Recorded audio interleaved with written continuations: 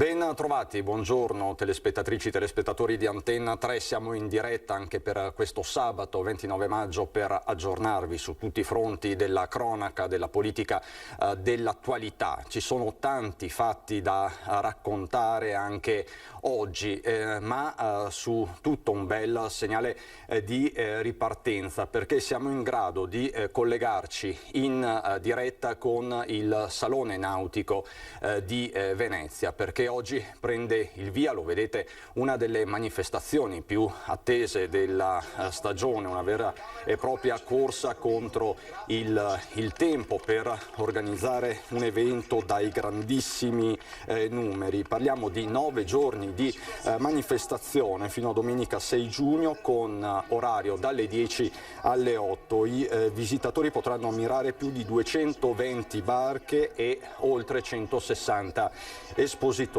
ma forse siamo in grado di sentire, vedo il sindaco di Venezia Brugnaro, sentiamo. Intesa San Paolo, per tutto quello che ci aiuta, Leni che assieme a lei C'è anche, mi dicono dalla regia, la collega Luisa Bertini al telefono. Luisa, come sta procedendo questo importante taglio del nastro?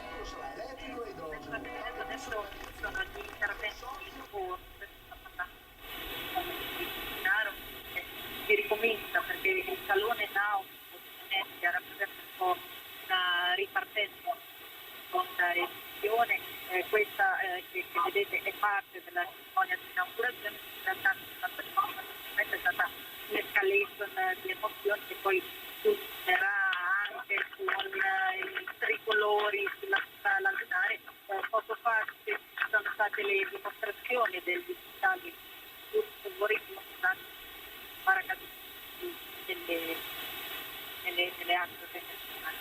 Ecco, stanno analizzando.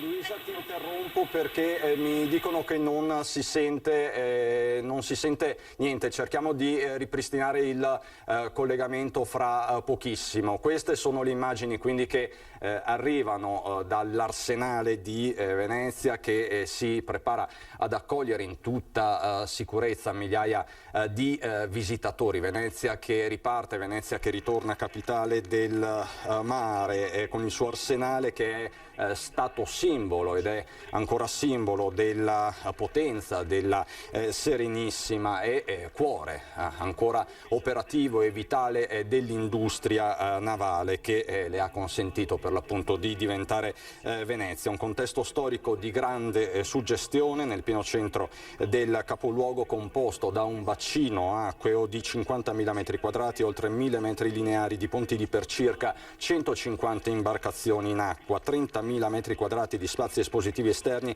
e padiglioni coperti per circa 5.000 metri quadri complessivi. Tra l'altro fra poco dovremo riuscire a mandare in diretta anche le immagini delle frecce tricolori che sorvoleranno il cielo di Venezia. La cerimonia, lo vedete, è in corso. Quindi torneremo a collegarci quanto prima con Venezia. Teniamo una finestra quindi sulla laguna per raccontarvi una giornata comunque importante. C'è poi tanta cronaca di cui dobbiamo darvi conto, a partire da quanto successo ieri sera a Padova, nel cuore di Padova, in via Turazza, nei pressi della Stanga, poco dopo le 23, lo scontro tra due auto e una motocicletta per cause ancora da accertare. A perdere la vita un uomo di 64 anni in sella alla sua due ruote. Si tratta di Stefano Vallin, fotografo molto conosciuto, molto noto in città, il conducente di una delle due auto che ha causato lo scontro, un uomo di 35 anni, era ubriaco al volante. Così dicono i primi test. Sul posto i vigili del fuoco, arrivati con il personale di prima e seconda partenza e l'ausilio dell'autogru. hanno messo così in sicurezza il luogo del sinistro, stendendo un tappeto di schiuma per una copiosa perdita di carburante e soccorso il Centauro. Purtroppo, nonostante i soccorsi del medico del su M118, non si è potuto che constatare la morte dell'uomo, appunto di Stefano Vallin, fotografo molto conosciuto in città. Incidente sempre in motocicletta ieri sera, questa volta nel Bellunese. Ecco, però vediamo in diretta, perfetto. Queste le immagini in diretta da Venezia, dall'Arsenale, le frecce tricolori. Un momento difficile per il nostro paese, ma il tricolore è il simbolo che ci dà il conforto e la forza per andare. E allora passaggio informazione ad Alona, come le frecce tricolori hanno compiuto durante l'impresa dell'abbraccio tricolore dal 25 al 29 maggio dello scorso anno e poi ripetuto, a sottolineare, ad enfatizzare con un messaggio di speranza e ripartenza tanti momenti importanti, eventi della vita del nostro paese. Allora, dopo questo passaggio ad Alona sarà una riconfigurazione, la trasformazione della formazione principale, i 9 velivoli a rombo, diamante, la configurazione tipo delle frecce tricolori, perché ci regaleranno un ulteriore passaggio a condurre la formazione in volo il maggiore Stefano Witt, pony numero 1, il capo formazione incastrato al centro del diamante, pony numero 6, il primo fanalino, leader del rombetto, a guidare la formazione dalla torre qui dall'Arsenale.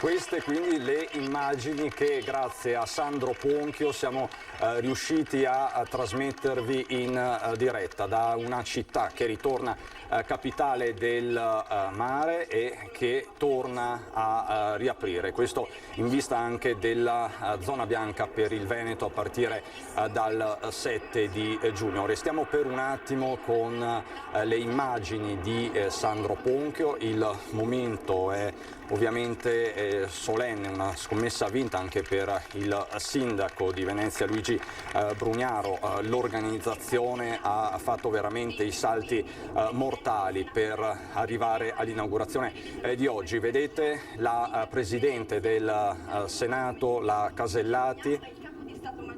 Sentiamo se per caso interviene. Ecco, il taglio del nastro ufficiale. La Presidente Casellati con il Sindaco Luigi Brugnaro.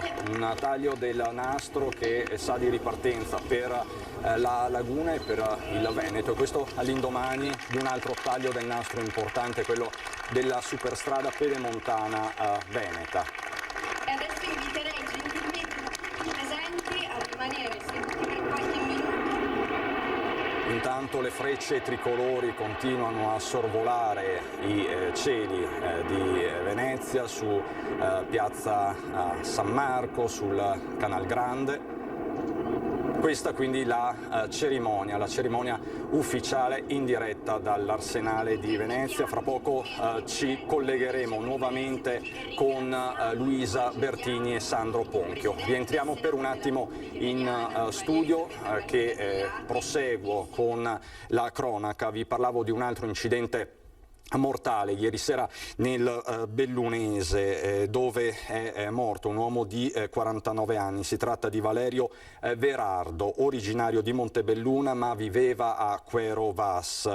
È successo pochi minuti prima della mezzanotte sul posto su M118, forze dell'ordine, sulla strada quindi regionale 348 al chilometro 37. I vigili del fuoco sono arrivati da Feltre con il supporto dei volontari del Basso Feltrino congiuntamente al personale sanitario, ma appunto per l'uomo non c'è stato nulla da fare e l'uscita di strada è stata autonoma. La cronaca ci porta a Rovigo perché non ce l'ha fatta Chiara Fantinati, l'infermiera di 48 anni che all'alba di ieri, scusate, nel bagno della sua abitazione nel quartiere San Pio X a Rovigo aveva preso fuoco mentre maneggiava del liquido infiammabile. Dopo un pomeriggio a lottare contro la morte, la donna è spirata. A dare l'allarme era stato il marito che ha chiamato il SUEM che appunto aveva fornito all'uomo le prime indicazioni per soccorrere la moglie. Purtroppo con l'80% del corpo ustionato non c'è stato nulla da fare per la 48enne. In casa con lei c'erano anche i figli di 7 e di 16 anni, un dramma su cui sta indagando la Polizia di Stato di Rovigo con la scientifica e la squadra mobile. La donna era dipendente dell'ULSS 5 Polesana, non aveva mai dato segnali preoccupanti, si parla anche di una vita familiare molto serena, quindi restano sul tavolo diverse ipotesi, non solo quella del gesto estremo ma anche quella di un incidente domestico. Sarebbe stato trovato dell'alcol in bagno, quindi un dramma per il momento che non ha una spiegazione certa.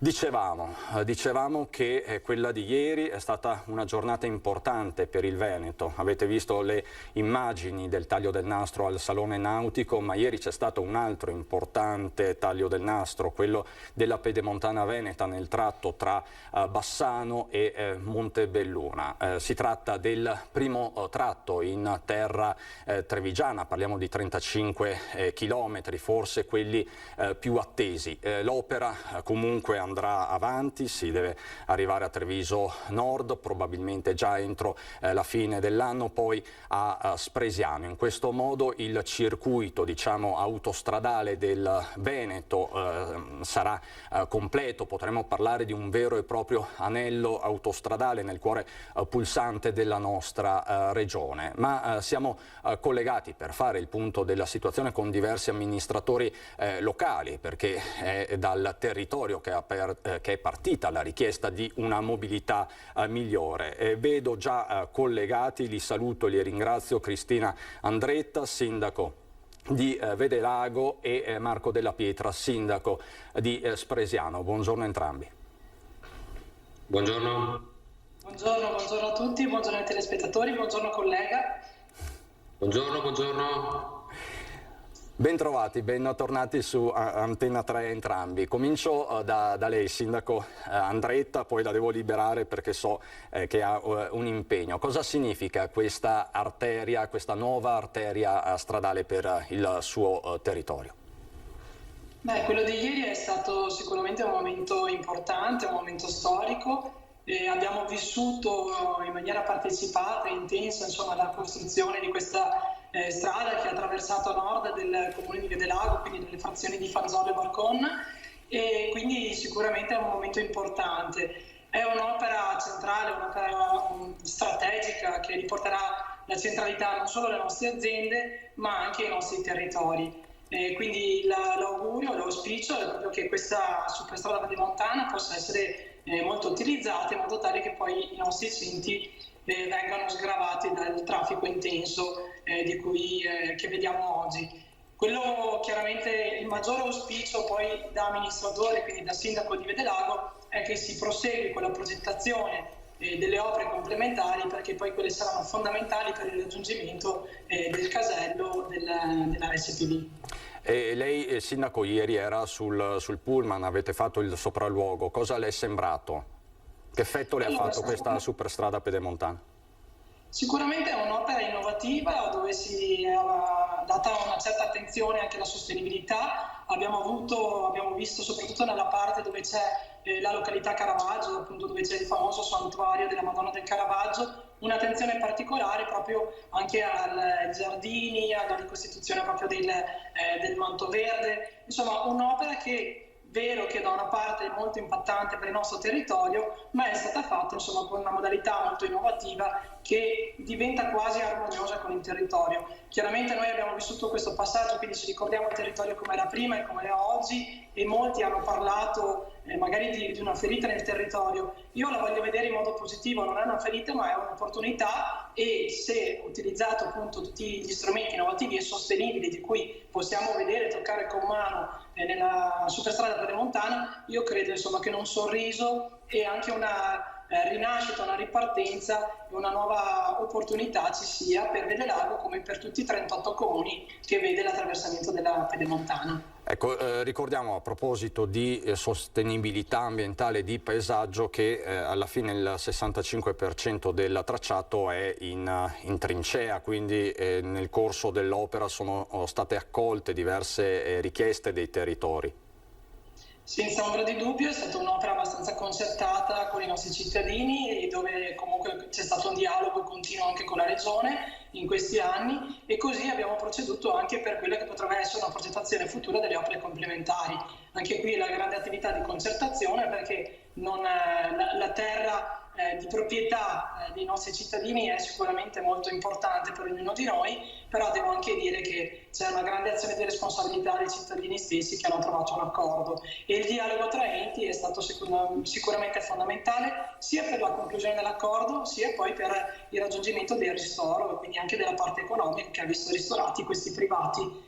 Quindi ripeto, è fondamentale proprio il dialogo, il colloquio e la condivisione. Poi se riusciamo tutti a vedere in quest'opera una grande opportunità, credo che oggi come un domani, come nel nostro futuro, insomma, un sorriso ci sia. Le nostre aziende, è inutile dirlo, eravamo molto isolati. Prima di riuscire a collegarsi con un'autostrada come la 4 o la 31 c'era veramente molto tempo da percorrere per percorrere le nostre strade, intasate chiaramente dal traffico. Oggi potremo raggiungere queste due arterie principali con un tempo inferiore, quindi credo che questo sia fondamentale sia per rendere competitive le nostre aziende, ma fondamentale anche per rendere i nostri territori centrali.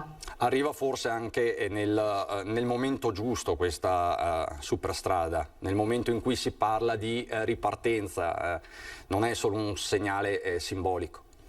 Diciamo che ci sta, diciamo che ripartire così con l'apertura di un'opera, e poi posso anche dire è stato un bel momento, cioè dopo più di un anno di videoconferenze, di collegamenti, ieri abbiamo fatto un evento in estrema sicurezza, c'erano a disposizione in presenza, e devo dire è stato anche bello rivedere i miei colleghi fisicamente, è stato bello vedere la partecipazione dei ministri, insomma c'è stata una bella giornata di sole, e voglio pensare che questa giornata di sole ci accompagni da oggi verso il nostro futuro. L'obiettivo è arrivare a Spresiano, quindi da Marco della Pietra, sindaco. Cosa ci può dire in merito al cronoprogramma? Ieri sono arrivate importanti rassicurazioni da Zaia su tempi celeri. Sì, innanzitutto saluto e ringrazio Cristina perché è stata precisissima nella spiegazione, credo che mi trovi d'accordo praticamente in tutto quello che ha detto. In ordine al cronoprogramma, sì, si dovrebbe arrivare entro la fine dell'anno al casello, ecco, quindi all'apertura del casello, ma dovremo attendere ancora qualche momento per il collegamento con la 27. Si parlava di aprile 2022, quindi ecco, poco meno di un anno per vedere tutto quanto completo. È chiaro che anche noi dovremo vedere poi che impatto avrà sul nostro paese, e dovremo sicuramente ragionare in tema di opere complementari. Già qualcosa stiamo facendo anche a nostre spese e con l'intervento anche di ANAS, ma la Regione ci ha rassicurato che verrà monitorato il tutto e poi verranno prese le decisioni del caso. Sindaco Andretta, quando lei parla di opere complementari per il territorio di Vedelago, cosa intende? Quali progetti specifici ha in mente? Ma noi abbiamo lavorato in questi anni, addirittura a partire dal 2013, alla bretella che scende dal casello di Altivole, passa nel territorio del comune di Riese, poi per arrivare a Vedelago e ricongiungersi con la strada con la postumia romana. È sicuramente un'arteria molto importante perché consentirà il raggiungimento del casello senza passare per le nostre frazioni. Quello che si può temere oggi è che per raggiungere appunto il casello ad Altivole la gente passi per i nostri centri, quindi di Vedelago e di Fanzolo nello specifico, e quindi sicuramente ci sarà un aggravio di traffico. Questa bretella era stata concertata, ripeto, con i cittadini, erano nati anche dei comitati con i quali abbiamo trovato diverse soluzioni. Oggi quest'opera non trova il finanziamento. So che si parla sia della bretella che passa appunto Riese-Vedelago che della bretella che invece dovrebbe congiungersi con la 308 a Castelfranco. Qui chiaramente ogni amministratore, ogni sindaco dirà che la propria bretella è la più importante, si sta nel nostro ruolo, chiaramente poi ci rimettiamo alla programmazione da parte della Regione. Capisco un momento difficile economico e si partirà da quella più importante per poi piano piano ad arrivare anche alle altre. Quindi bene per la strada pedemontana, subito all'opera per tutto il resto, insomma. Diciamo che adesso ognuno gioca le proprie fiche, è inevitabile che sia così. Della Pietra. Sì, io credo che tutti noi sindaci diremo che la nostra bretella, la nostra opera complementare è quella fondamentale. Fa parte del nostro ruolo, fa parte del nostro compito, quello di assicurare la sicurezza e le cose migliori ai nostri cittadini. Poi chiaramente noi possiamo guardare il nostro e poi una progettazione più ampia, così come è stata per la pedemontana, arriva dagli enti superiori che decidono un po' la priorità. Io di certo non dico che la mia è migliore o peggiore, dico che la mia per me è prioritaria, ma è prioritaria quella di Castelfranco come tutte le altre. Insomma, ci affidiamo a chi lo studio del traffico, la programmazione regionale di ampio respiro lo riesce a fare con una maggiore competenza e professionalità che stanno dimostrando. Chiedo al suo collega della Pietra, Andretta, anche per lei sindaco il collegamento con Spresiano è la priorità? No, allora io ci tenevo a dire che la mia è la migliore e la più importante, quindi immaginavo. Innanzitutto no, allora è chiaro che ogni territorio, qui non siamo un territorio omogeneo, siamo molto diversi per centinaia di cose, no? Non solo per la viabilità, ovviamente. È vero, e qui giustamente devo spezzare una lancia a favore del mio di territorio, che a Spresiano dipende dall'angolazione in cui la vedi, ma Pedemontana inizia o finisce. Spresiano è tagliata in due da una strada statale, è tagliata in altre due parti in senso longitudinale da una strada provinciale, e in più abbiamo il casello autostradale di Villorba. Tutto il traffico proveniente dalla parte nord di Treviso verrebbe a prendere, tra virgolette, la pedemontana o l'autostrada qui da noi. Quindi è chiaro che la mole di traffico sarà sicuramente importante, ecco. Quindi l'opera che interessa a noi, al netto della rotatoria davanti all'Odissea, che finalmente siamo riusciti a portare a casa, e approfitto anche per ringraziare tutti gli attori che mi hanno concesso di portarla a casa, in primis ANAS, poi anche la Regione, e ci tengo a ringraziare l'ingegner Vassallo che si è speso per quest'opera. Chiaramente questo è l'inizio che mi permette di tagliare fuori dal traffico Visnadello, però ho tutto il centro di Spresiano che si vedrà riversato tutto il traffico da nord. È chiaro che però, e proprio anche in ragione di quanto detto prima da Cristina, che si deve trovare una collaborazione comunque tra comuni e cercare di dare appunto la priorità alle opere necessarie, subito dopo aver fatto Pedemontana. Bisognerà trovare una fase di concertazione anche con i comuni limitrofi, e mi riferisco soprattutto ad Arcade e a Nervesa, perché creare una tangenziale di Spresiano può aver senso, ma può aver senso fin là. Bisognerebbe pensare a un qualcosa di più ampio che possa collegare la sinistra Piave con la destra Piave senza passare per il centro dei territori. Quindi sicuramente si aprirà una nuova stagione di concertazione tra noi comuni e speriamo di portare a casa un qualcosa di concertazione mi sembra il termine più diplomatico che possa essere. È bello da dire, concertazione, sembro quasi intelligente quando lo dico, quindi saluto e ringrazio perché ci ha raggiunto anche un altro vostro collega, Matteo Guidolin, sindaco di Riese. Buongiorno sindaco. Buongiorno a tutti, mi scuso del ritardo. Ci mancherebbe altro. Dal... Allora, piccola penitenza, perché andiamo in pubblicità allora a questo punto. Saluto intanto la sindaca di Vedelago, Cristina Andretta, che ci deve lasciare. Grazie mille, sindaco. E noi ci ritroviamo. Grazie a tutti i telespettatori. Arrivederci. E ci ritroviamo subito dopo la pubblicità ancora con il sindaco di Spresiano, il sindaco di Riese. Ci raggiunge anche Marzio Favero, consigliere regionale e sindaco per un lungo periodo di Montebelluna. A fra poco.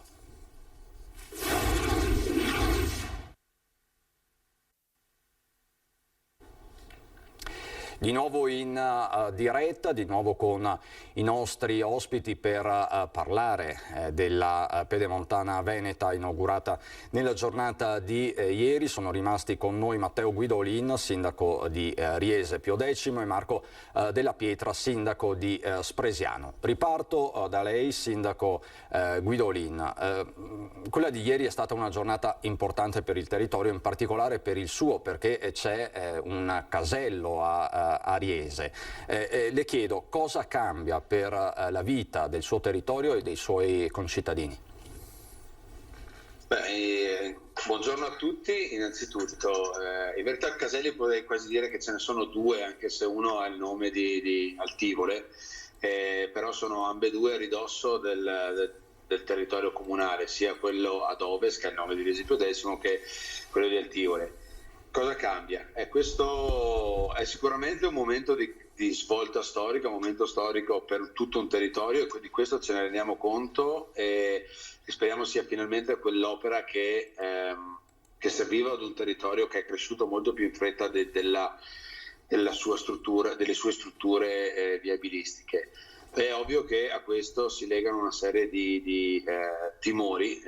Ho sentito all'ultima parte dell'intervento della collega amica Cristina e del collega amico Marco, e condivido le stesse identiche preoccupazioni, gli stessi timori, raddoppiate, perché per quanto ci riguarda sono due appunto i caselli, perché anche il casello di Altivole di fatto insiste poi su quello che a mio modo di vedere è lo snodo più interessato per il comune di Riese, che è quello del centro del paese di Vallà. Ci sono stati dei vari studi di traffico nei mesi scorsi. È chiaro che gli studi di traffico sono delle ipotesi che poi vanno suffragate di dati che si potranno avere solo nel corso degli anni e che potranno definire meglio quali saranno le criticità dell'intero territorio, e anche quale sarà ovviamente poi l'utilizzo vero e proprio dell'asse principale. In questi giorni uno dei temi principali sui social è appunto il costo elevato della Pedemontana, per cui starà a vedere anche come questo influirà sul reale utilizzo, se saranno necessarie delle azioni di calmierazione dei prezzi, quantomeno per i residenti, ma di questo appunto si vedrà. Anche per me non è una competizione con gli altri comuni, nel senso che Riese viene prima degli altri. È chiaro che per me Riese viene prima degli altri, però bisogna avere una visione più ampia e cercare una programmazione che nel tempo possa andare a soddisfare tutti i comuni lungo l'asse e non pesare sulla viabilità ordinaria di questi comuni. Ci sarà uno sviluppo legato a questo asse, in alcune aree è già iniziato, anche a Riese ci siamo resi conto, perché ovviamente, come è sempre successo nella storia del mondo, le grandi vie di trasporto attirano uno sviluppo lungo l'asse che va governato, che va gestito, perché siamo già in una delle aree più cementificate d'Europa, per cui non credo avremo bisogno di ulteriore cemento non regolamentato, non programmato, tra virgolette. Per cui questo per me vale come per i sindaci di Spresiano, di Vedelago, di Loria, di Fonte, solo per citarne alcuni, che vedono in quest'opera una grande opportunità per il territorio. È una pagina storica, ma al contempo è necessaria tenere alta l'attenzione e iniziare subito con una programmazione futura per la viabilità complementare. Parliamo del resto di connessioni, e le connessioni vanno sempre intese in una logica integrata. Sindaco Della Pietra, prima abbiamo in qualche modo scherzato su questa concertazione, ma di fatto si apre una nuova fase. Il suo collega Guidolin parlava anche della questione dei pedaggi, soprattutto per i residenti. È una questione che va presa in mano. Sindaco Della Pietra. Credo che Matteo abbia centrato uno dei problemi futuri, ecco. Ieri leggevo che per il tratto appena aperto si parla di 11 euro, mi pare, per un pendolare. Capite bene quale possa essere l'incidenza a fronte di di uno stipendio che, insomma, sappiamo quali sono, ecco, gli importi degli stipendi, e 11 euro al giorno, capite bene per 20 giorni lavorativi cosa fa. Lì c'è stato un po' di alti e bassi, ecco, per questa cosa qua. Inizialmente si era pensato che l'opera fosse totalmente gratuita per i cittadini dei paesi che si vedevano attraversati dalla stessa. Poi man mano che sono cambiati gli appaltatori, chiamiamola così, comunque i concessionari, si è cambiata anche questa strada, per cui poi era diventata parzialmente gratuita per un tot d'anni e poi dopo è stato tolto completamente questo vantaggio per i cittadini. Ecco, io credo che noi sindaci abbiamo quantomeno il compito di provarci a riportare la strada gratuita per i nostri cittadini. È chiaro che questo non è che vada ad attenuare quella che è stata la cementificazione nei nostri territori, che però, come diceva prima Cristina e come diceva giustamente anche Matteo, se controllata siamo qua, ecco. Però credo che oltre ai vantaggi economici, che comunque presuppongono una intera razionalizzazione di quella che è l'urbanistica dei paesi che si vedono attraversati dalla pedemontana, e quindi che sicuramente porterà dei vantaggi, ma anche degli oneri, ovviamente,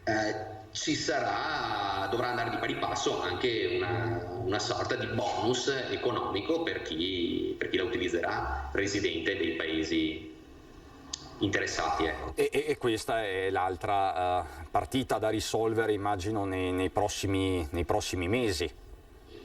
Sì, poi è chiaro, noi come siamo soliti fare porteremo le nostre istanze, poi che vengano accolte o meno non lo possiamo sapere.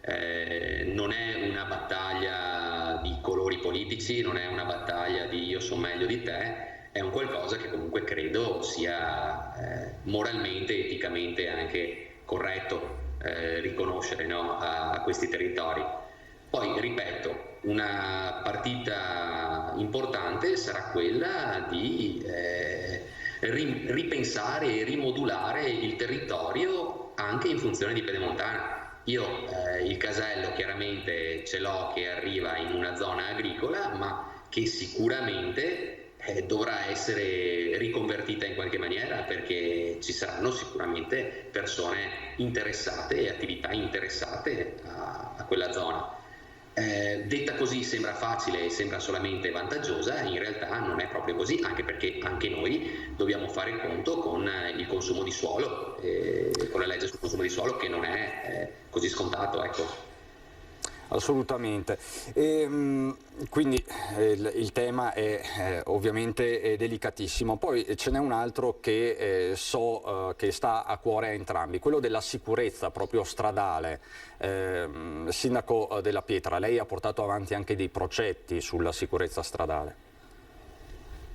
Sì, adesso con Romina Ceccato, che tutti conoscete, stiamo cercando di portare avanti un progetto che possa essere una sorta di aiuto psicologico nei confronti dei familiari delle vittime di incidenti stradali, perché spesso si focalizza sulla tragedia, ma non si pensa alla tragedia, scusatemi la ripetizione, che vivono i familiari, no, della persona. E quindi diciamo che anche la sicurezza stradale, sia sulla viabilità ordinaria sia sulla nuova viabilità è fondamentale, quindi questo è il requisito minimo. Mi dicono che è pronto il collegamento, vi chiedo di pazientare qualche istante, sia della Pietra che a Guidolin, perché siamo in grado di collegarci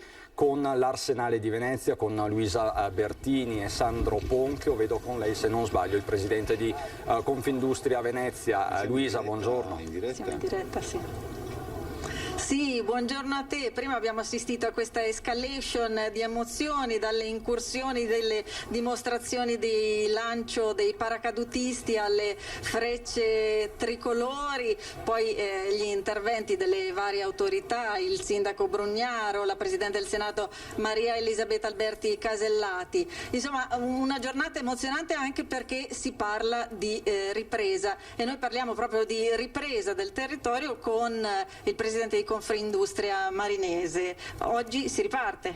Buongiorno a tutti. Oggi si riparte, ancora con le mascherine che sto soffrendo particolarmente pure io come tutti. Ripartiamo guardando un settore industriale straordinario che è ricco di tecnologia come il settore dell'aeronautica. Nessuna filiera è così lunga e che abbraccia tante attività, dall'impiantistica alla ricerca dei materiali, all'energia a fonte rinnovabile, anche alle nuove tecnologie. Abbiamo qua anche delle barche completamente elettriche, all'idea che uno ha di Venezia e del mare, della strategicità del mare in quanto racchiude la nostra grande vocazione navale, e qui all'Arsenale ne è un esempio: 50.000 metri quadrati di bacino, un piccolo bacino rispetto ad altre dimensioni che è ricco di storia. E dall'altra parte ancora una città straordinaria che vince nello sport, perché siamo andati in Serie A, e diciamolo, siamo andati in Serie A.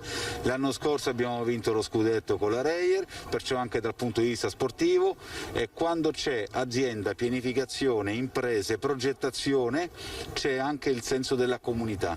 Ecco, qua c'è un senso della comunità forte che aggrega lo sport, la cultura di fare impresa, la consapevolezza di saper fare bene. Infatti io dico che Made in Italy significa fatto bene, Made in Venice significa fatto meglio. Però diciamo che Venezia pone anche alcuni nodi, soprattutto in tema portuale. Il tema del porto è un tema veramente rilevante, perché comunque sul porto si basa tutto il nostro import ed export, ci sono il terminale, poi passeggeri, c'è il traffico commerciale, industriale, un porto che serve come baricentro logistico per tutta un'area del Veneto che vale 155 miliardi di euro di PIL, ma che diventa un asset fondamentale anche per quanto riguarda una parte dell'Emilia Romagna e una parte della Lombardia. E noi chiediamo con forza al governo, senza più pretesti, di investire sui porti. Tutti i porti sono importanti, non c'è soltanto un porto, non c'è solo il porto di Venezia, e su Venezia chiediamo determinazione per fare determinate cose. 1. Ascoltare il territorio. 2. Prendere delle decisioni. 3. Mettercela in condizioni di potercela giocare, perché poi dimostriamo quanto siamo bravi, quanto siamo lavoratori, e noi vogliamo giocarcela al meglio. Perciò la politica deve fare ciò che è la propria missione, ovvero mettere in condizione l'economia di andare avanti e porre quelle basi per poter crescere. Ecco, noi chiediamo che la politica abbia questo senso civico, senza fare distinzioni, perché dobbiamo puntare al nostro paese e alla valorizzazione del nostro paese, perché se non genereremo PIL i nostri debiti non li pagheremo. Perciò è un'esigenza di tutti, non è un'esigenza di Vincenzo Marinese in quanto presidente degli industriali, non è esigenza della singola impresa, ma è esigenza per i nostri figli. Grazie. Cristian, se non hai altre domande da studio, Luisa, io lascerei il Presidente andare a fare il giro dei padiglioni. Sì. Chiederei solo una cosa veloce al Presidente Marinese, che è sempre molto franco. Ieri il governo ha varato il decreto semplificazioni prodromico al recovery plan. Ce la faremo ad attuare questo recovery plan? E soprattutto crede nelle semplificazioni che ha varato il governo? Questo recovery plan.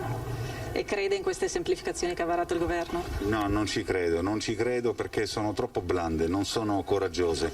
Noi dobbiamo partire dal presupposto che gli imprenditori siano onesti e che le aziende non facciano di tutto per liberarsi, perciò alla fine stiamo impostando tutto sui commissari, ma non vedo niente sull'autocertificazione, non vedo niente sul fatto, c'è un problema della responsabilizzazione, meglio ancora anche delle persone che lavorano nel pubblico, cioè bisogna copiare il modello tedesco, bisogna fidarsi delle imprese. Questo decreto semplificazioni è un buon avvio, ma non è quel decreto che ci mette in condizioni di dire abbiamo risolto il problema di questo paese, l'abbiamo sburocratizzato.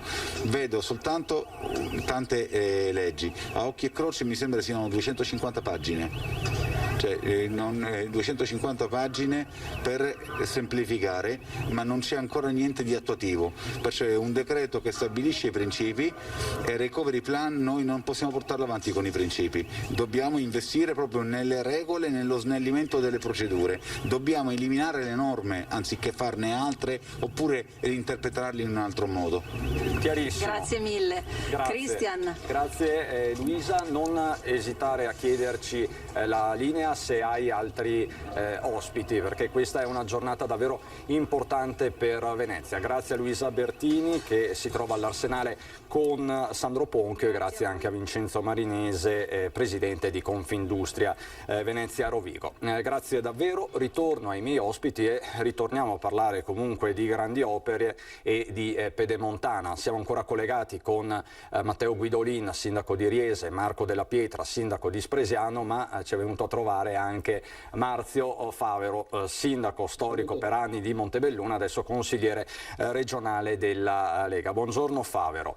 Buongiorno a tutti voi. Prima i sindaci della Marca che abbiamo intervistato, c'era anche la sindaca Andretta di Vedelago, stanno sottolineando l'importanza di questa infrastruttura per il territorio, però dicono adesso bisogna concentrarsi su altre questioni, le opere di collegamento nei diversi territori, la questione poi dei pedaggi per i residenti. Lei che è stato sindaco importante di un territorio e adesso è in regione, che cosa ci può dire a riguardo?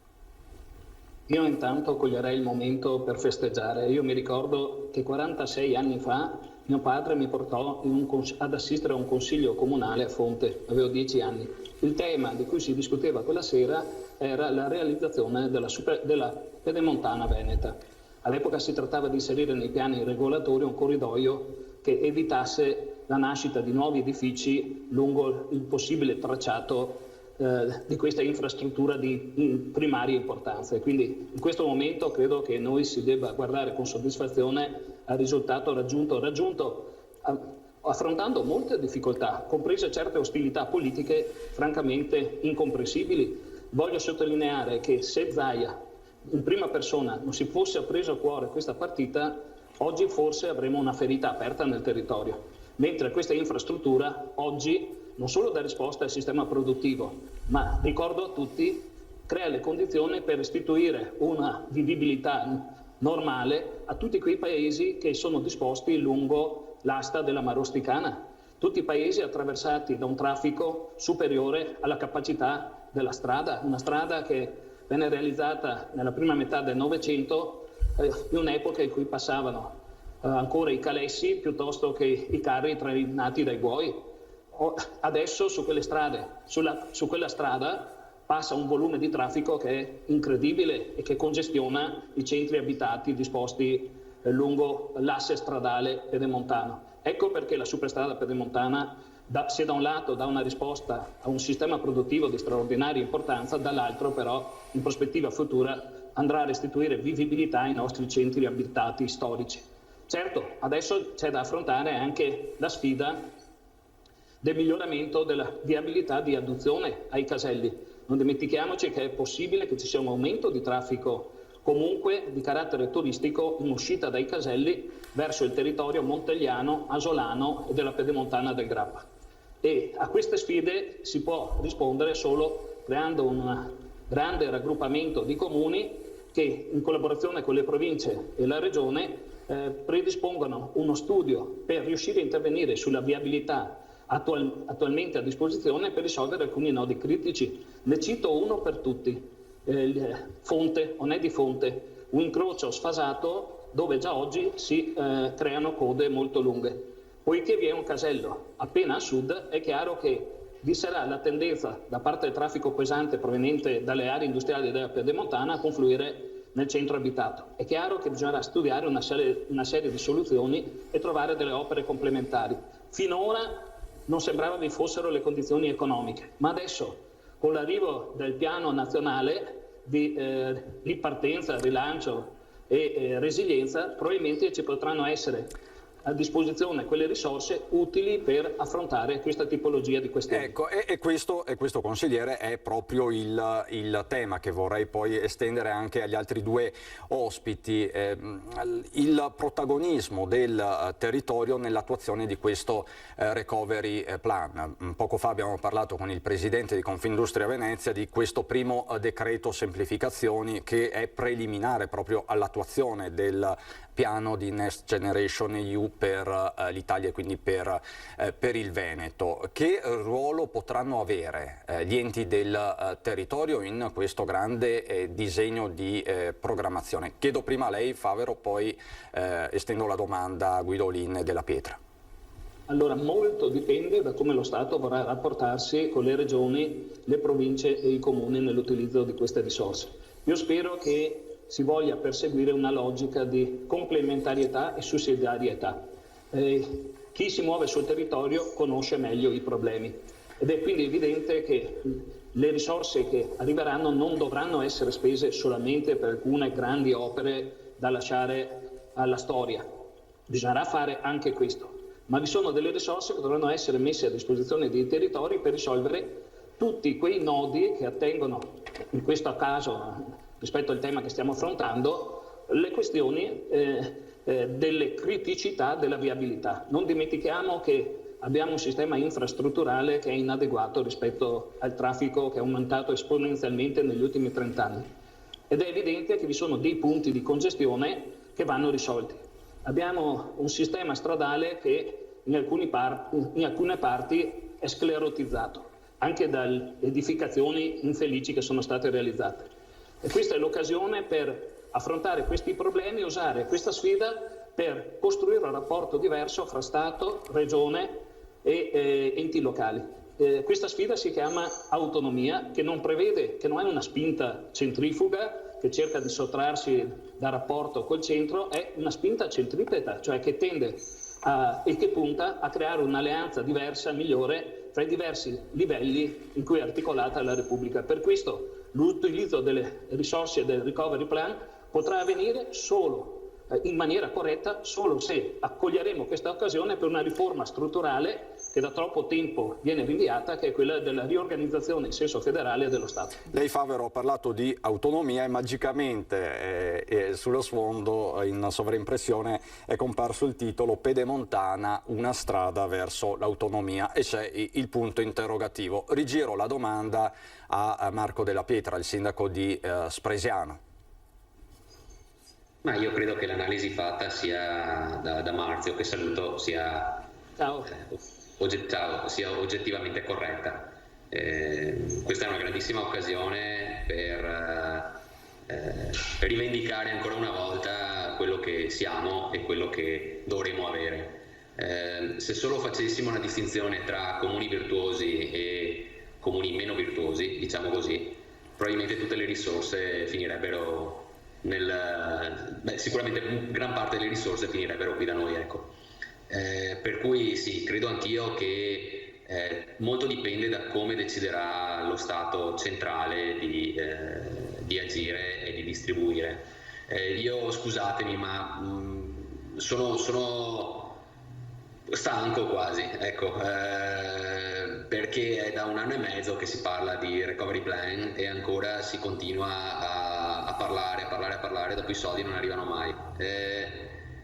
Spero solamente che finalmente arrivino davvero e che si possano fare le opere delle quali parlavamo e non vengano soprattutto sperperati. Ecco, la mia preoccupazione più grande è che l'intero pacchetto da qualche parte avrà sicuramente un giusto utilizzo, da altre temo che si vedranno le solite cose, ecco, e questo mi spiacerebbe molto.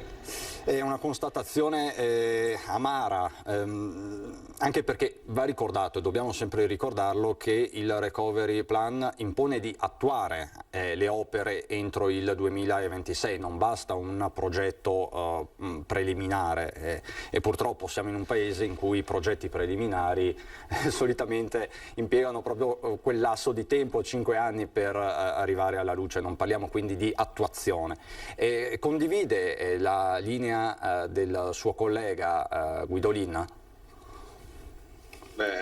Sia quella del collega Marco che di Mazzo, che a mia volta saluto, sono delle analisi oggettive. Io mi sento di aggiungere una cosa a questa analisi che poi riguarda i comuni come i nostri, che sono comuni, penso di poter dire quasi al 100%, parlo almeno per la provincia di Treviso, comuni virtuosi, che però scontano una carenza strutturale a livello di personale da molti anni, per cui spesso si arriva ad avere magari a disposizione risorse, non si hanno a disposizione risorse umane, perché questo poi è un tema che diventa un imbuto per comuni come i nostri, per poi poter attuare e spendere questi soldi nei tempi utili e che siano utili soprattutto poi per i nostri cittadini, per poter godere delle opere di cui hanno bisogno. È un tema questo, quando si parla di semplificazione c'è un dipendente del comune di Riese che mi dice, che è in comune da oltre 40 anni, che mi dice: è da 40 anni che sento parlare di semplificazione e ogni volta mi vengono i brividi. E gli credo, perché quando si parla di semplificazione sembra un'azione prodromica alla complicazione della macchina pubblica.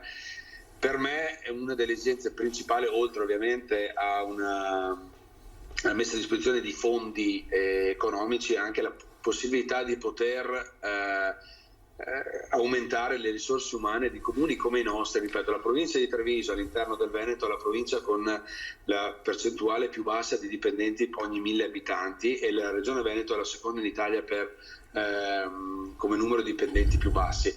Questo vuol dire che anche da questo punto di vista qua bisognerebbe trovare una linea che quantomeno ci portasse a una media nazionale, e questo già per comuni come i nostri sarebbe molto importante. È il caso poi del super bonus, centinaia di domande che poi si vanno ad arenare spesso negli uffici di edilizia privata e di urbanistica, dove i dipendenti sono sempre gli stessi, oppure si danno la possibilità di assumere nuovi dipendenti però con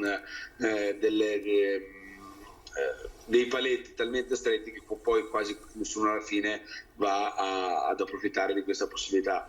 Per cui per me questo è un tema altrettanto importante per poter gestire al meglio queste risorse che non hanno precedenti, se non forse col piano Marshall probabilmente dopo la seconda guerra mondiale, e poter veramente sfruttare al meglio per un territorio che ha bisogno di avere una sostenibilità ambientale e quindi umana diversa da quella che è stata negli ultimi 40-50 anni, che forse è stato il tema dove più abbiamo pagato come territorio.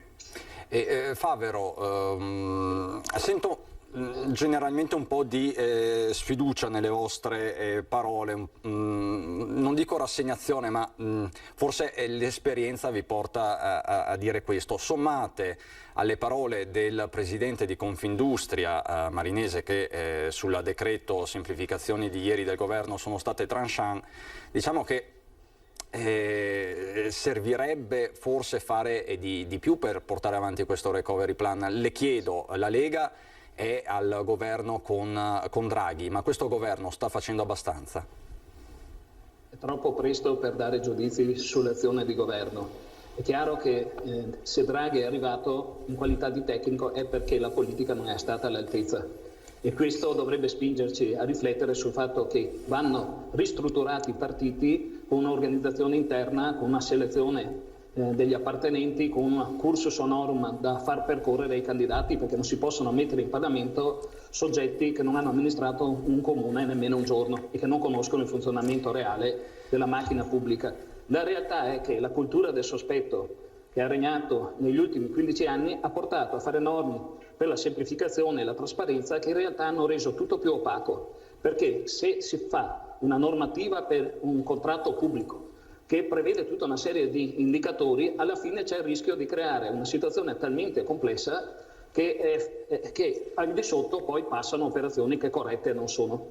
Guardate, chi amministra sa benissimo che alle volte quando si pretende di avere la legge perfetta si finisce con avere in realtà delle applicazioni che sono altamente irregolari o imperfette. Per questo noi auspichiamo che ci sia un ritorno a una concretezza nell'attività legislativa, perché solo chi è sul campo, sul territorio, conosce le esigenze reali, le problematiche e i rischi.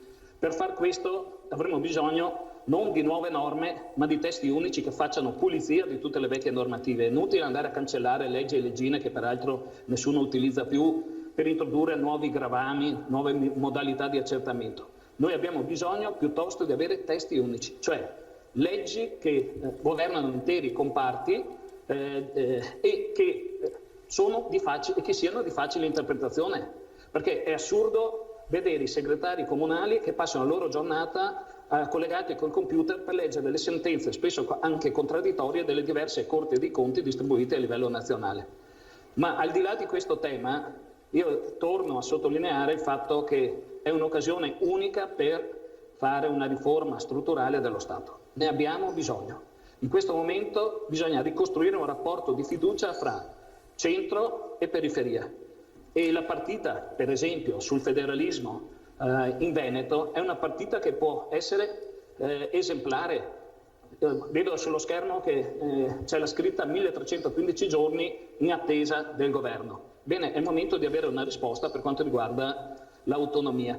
So che lunedì vi sarà un incontro fra la Commissione nazionale e il Presidente Zaia. Io spero che veramente ci sia la volontà e il coraggio di attuare almeno il dettato costituzionale che prevede che vi siano delle materie a legislazione concorrente che portano a trasferire competenze dallo Stato alla Regione. Spieghiamo al pubblico, legislazione concorrente non significa che le regioni fanno legge in concorrenza con lo Stato, come diceva qualche politico nazionale adesso finito in disgrazia, no?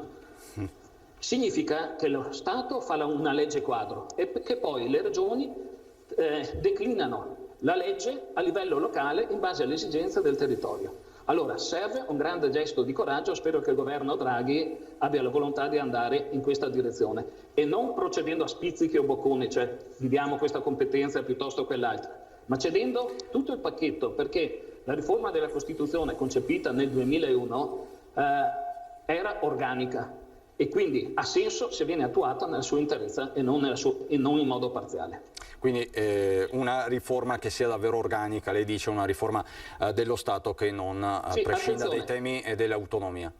Per la macchina pubblica nelle condizioni di utilizzare i miliardi, le decine di miliardi che arriveranno dall'Europa. Se la macchina pubblica non è in grado di funzionare, come dicevano i miei colleghi, c'è un problema tecnico di collegamento, probabilmente un problema di connessione. Guidolin, torno da lei, volevo farvi proprio un'ultimissima domanda. Voi siete sentinelle sul territorio, siete sindaci e siete vicini ai cittadini e alle imprese. Fra poco più di 7 giorni, il 7 di giugno, si passa in zona bianca. Stiamo parlando di ripartenza da giorni, spesso c'è anche un po' di retorica, ma che ripartenza sarà per Riese, per i suoi concittadini, per le attività commerciali che rappresenta? Beh, allora, diciamo anche da questo punto di vista ci sono state due velocità, a mio modo di vedere, sul territorio. Vorrei dire che per fortuna le industrie principali di Riese hanno tenuto botta in maniera buona a questo periodo, anzi qualcuno ha avuto anche un anno particolarmente buono perché magari legato a settori trainanti in questo periodo. Per il mondo commerciale invece è stato un periodo molto, molto duro. Anche qua poi si vanno a vedere particolarmente le differenze tra chi lavora in uno stabile di proprietà, chi invece è in affitto, chi ha determinate caratteristiche, diciamo, ha portato anche alla luce problematiche magari pregresse che il periodo del Covid ha estremizzato. Certo. È il senso di fiducia che deve ripartire, quello che è mancato in questo periodo, che d'altra parte bisogna anche essere onesti, nessuno aveva mai affrontato prima, quindi si è andata anche un po' per tentativi, però è mancato spesso una chiarezza di fondo che ha portato molta incertezza tra le persone che dovevano poi fare anche delle scelte legate alla propria attività lavorativa. Credo che sarà fondamentale anche per questa attività avere il supporto della comunità, perché poi si parla sempre di supportare le attività del proprio paese, del proprio comune, perché poi però questo buon intento non viene seguito poi da un reale supporto dei cittadini. Quindi quello che mi sento di dire ai nostri cittadini di Riese, nel mio caso, ma penso possa valere un po' per tutti i comuni, è di provare a supportare veramente le attività, andando ad acquistare sul proprio territorio, andando a spendere sul proprio territorio, a valorizzare le attività artigianali, produttive, agricole che ci sono, in maniera tale che possa esserci veramente un volano per il nostro territorio. Mai come in questo periodo abbiamo visto che essere uniti, essere comunità è un aiuto incredibile. Certo. Per voi tra l'altro sindaco l'anno scorso in pieno lockdown lanciaste tra i primi in Italia un portale dedicato al commercio di Riese. Sono ovviamente iniziative che fanno bene al territorio.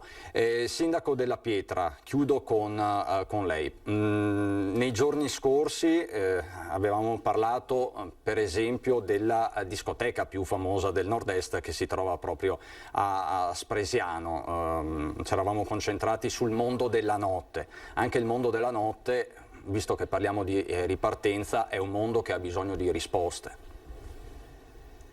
Certamente, credo che tra tutte le categorie sia stata sicuramente una di quelle più penalizzate da questo lockdown. Io ricordo che qui da noi l'Odissea, citiamola perché di quella discoteca che stiamo parlando, è chiusa dal febbraio dell'anno scorso, per cui immaginate, al di là anche del volano che crea una situazione del genere, quindi tutti i bar, i ristoranti, piuttosto che le attività che lavorano nel pre-discoteca, pensate anche all'effettiva forza lavoro che lavora proprio per la discoteca, per cui certamente sarà una sfida anche questa. Bisognerà vedere come ci si approccerà, ecco, alla riapertura delle discoteche. Ho visto che il titolare Giannino Venerandi ha proposto l'entrata gratis per chi fornirà il vaccino, per chi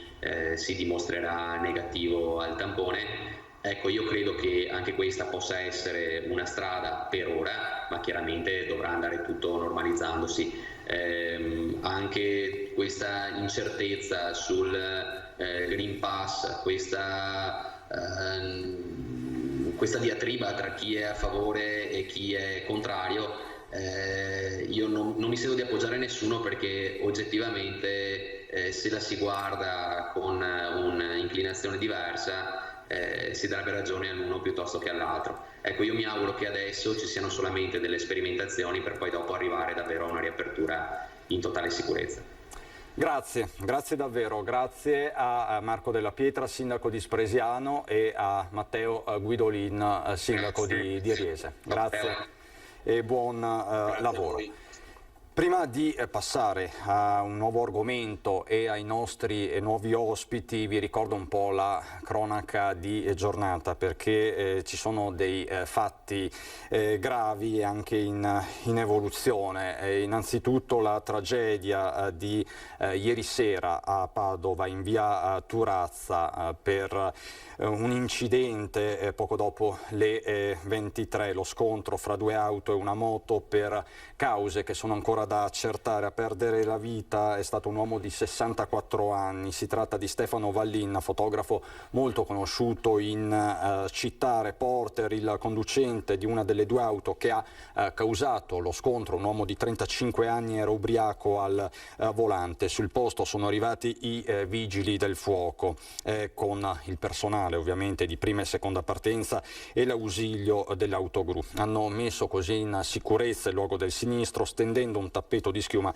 per una copiosa perdita di carburante e soccorso quindi la motociclista, ma non c'era nulla da fare. E poi ai test il 35enne alla guida dell'auto è risultato ubriaco. C'è stato poi un incidente, un grave incidente, sempre ieri sera più o meno alla stessa ora nel Bellunese, Basso Feltrino. Siamo sulla strada regionale 348, a perdere la vita appunto un uomo di 49 anni, scusate, lo possiamo vedere dal Gazzettino anche online, questa la sua foto. Si tratta di un 49enne di Vas, di Quero Vas, ma originario di Montebelluna, Mauro Varardi il suo nome. Quindi l'ennesimo incidente stradale, questa appunto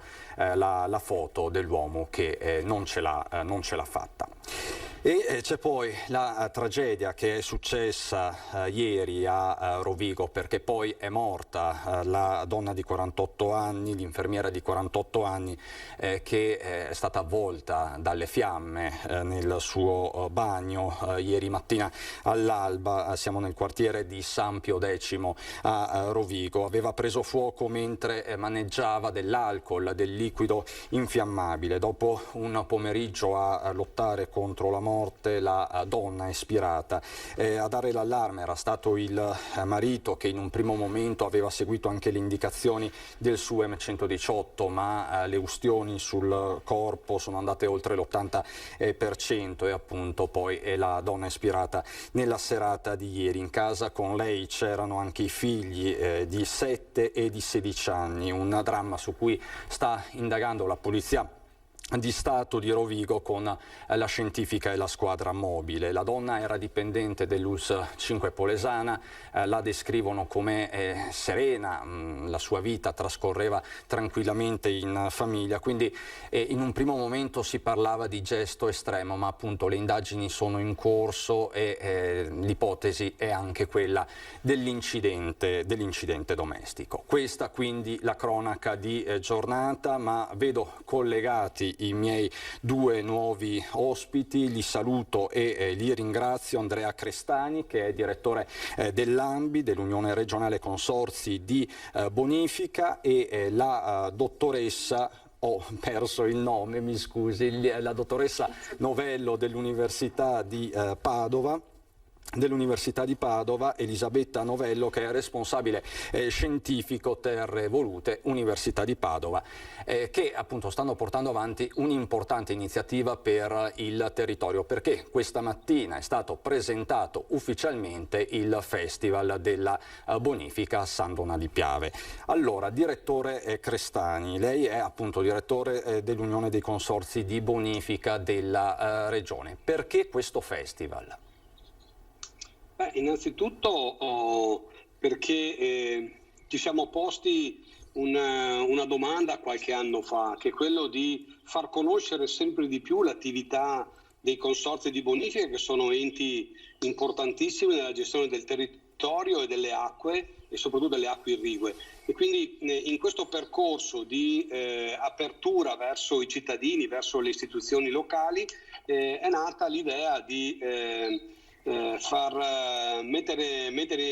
costruire un festival che peraltro inizialmente era un laboratorio di idee per cominciare questo percorso. Ad oggi si è consolidata ormai un'esperienza importantissima che porta la nostra iniziativa ormai alla 4ª edizione, peraltro un'edizione che era insperabile qualche mese fa di poter realizzare, ma che si sta concretizzando con un programma estremamente importante che vede, come poi sentiremo dalla nostra coordinatrice, la professoressa Novella, un programma che mette insieme iniziative di vario genere e in modo particolare le iniziative legate agli approfondimenti tecnico-scientifici, perché sono poi anche il cuore pulsante di questo festival. Ci siamo posti degli obiettivi, dicevo prima, che però guardavano ad una data ed era quella del 2022, quindi il prossimo anno. Il prossimo anno cade il centenario di un importante momento che si è tenuto proprio a San Donà di Piave, che è stato un congresso dei bonificatori di quel tempo, che si sono posti delle domande che guardavano al futuro, cioè se la bonifica che in quel tempo si stava realizzando, che serviva per strappare le terre al mare e alle paludi e garantire la vita delle persone al sicuro dalla malaria e quindi da un punto di vista sanitario, se effettivamente il ruolo di questi consorzi in quel momento e della bonifica poteva essere invece un ruolo molto più complesso, che guardava all'uso della risorsa idrica per l'irrigazione, per l'agricoltura, che in quel momento stava crescendo e la necessità proprio di alimentazione era importante, e soprattutto anche l'aspetto ambientale. Ed ecco che nasce in quei momenti là, proprio 100 anni fa, da quel congresso un termine che è ancora ad oggi molto utilizzato, che è quello della bonifica integrale di un territorio. E allora, come 100 anni fa, ci siamo posti noi un problema. Se oggi noi fossimo in grado di guardare avanti, invece guardare i prossimi decenni in funzione appunto del nostro territorio, della sostenibilità delle azioni che andiamo a fare e del rispetto dell'ambiente. Ed ecco che da qua è nato un progetto che sta seguendo la nostra associazione nazionale con un comitato scientifico, sempre coordinato dalla professoressa Novello, che raggruppa circa 12 università italiane, e che presenterà i documenti l'anno prossimo, appunto cercando di coniugare quelle che sono le attività di consorzi di bonifica nella gestione del territorio e delle acque irrigue con i focus e gli obiettivi dell'Agenda 2030, che è quella della sostenibilità. Ecco, questi sono stati i motivi che 4 anni fa ci hanno dato il là per far partire questa importante iniziativa. Direttore, diciamo motivi importanti senza dubbio in un territorio che comunque ha ancora delle fragilità, come ci dimostrano spesso eventi atmosferici, tra l'altro sempre più frequenti. Da qui immagino proprio la necessità di concentrarsi sugli aspetti scientifici della questione. Dico bene, professoressa Novello? Sì, certo, l'interesse, l'importanza di questo festival è legata proprio al coniugare insieme quelli che sono le attività, l'impegno, lo sforzo del mondo accademico con quello che invece è la quotidianità del lavoro dei consorzi di bonifica e di tutti gli altri enti che nel territorio si occupano appunto di cercare di affrontare queste criticità, affrontare i cambiamenti climatici, comunicare anche con i cittadini in modo da garantire loro la sicurezza o comunque insomma un dialogo aperto per poter insieme riuscire ad affrontare quelle che potranno essere anche le problematiche che questo purtroppo insomma presente, ormai non possiamo più dimenticarlo, cambiamento climatico ci porrà nei prossimi anni. Quindi il festival, che è un festival culturale, vuole avere proprio questo obiettivo, quello di coinvolgere più persone possibili, più generazioni possibili e essere inclusivo nel senso anche che ci deve essere uno scambio tra cittadino e noi del mondo accademico o il mondo dei consorzi di bonifica che quotidianamente è sul territorio. Quindi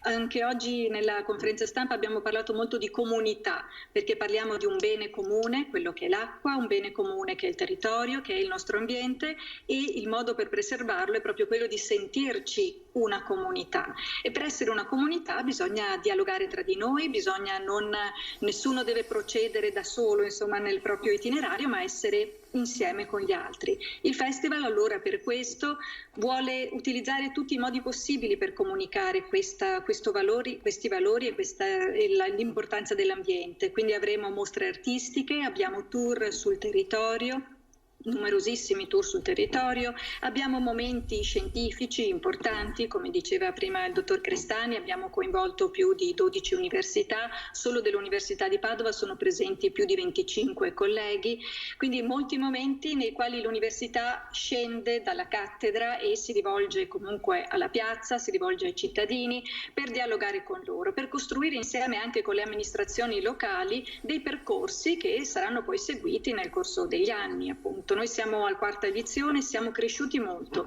perché abbiamo iniziato con un po' di titubanza ovviamente, ma un po' alla volta abbiamo notato che ci si richiedeva di essere presenti, di aprire, e questo è uno dei primi eventi anche fra l'altro dopo la pandemia, insomma. E lo vediamo anche benissimo, professoressa, dalle immagini. Questa è l'edizione dell'anno scorso, ma già era un'edizione, diciamo così, a prova di Covid, con mascherine, temperature all'ingresso, quindi diciamo che l'anno scorso avete fatto esperienza.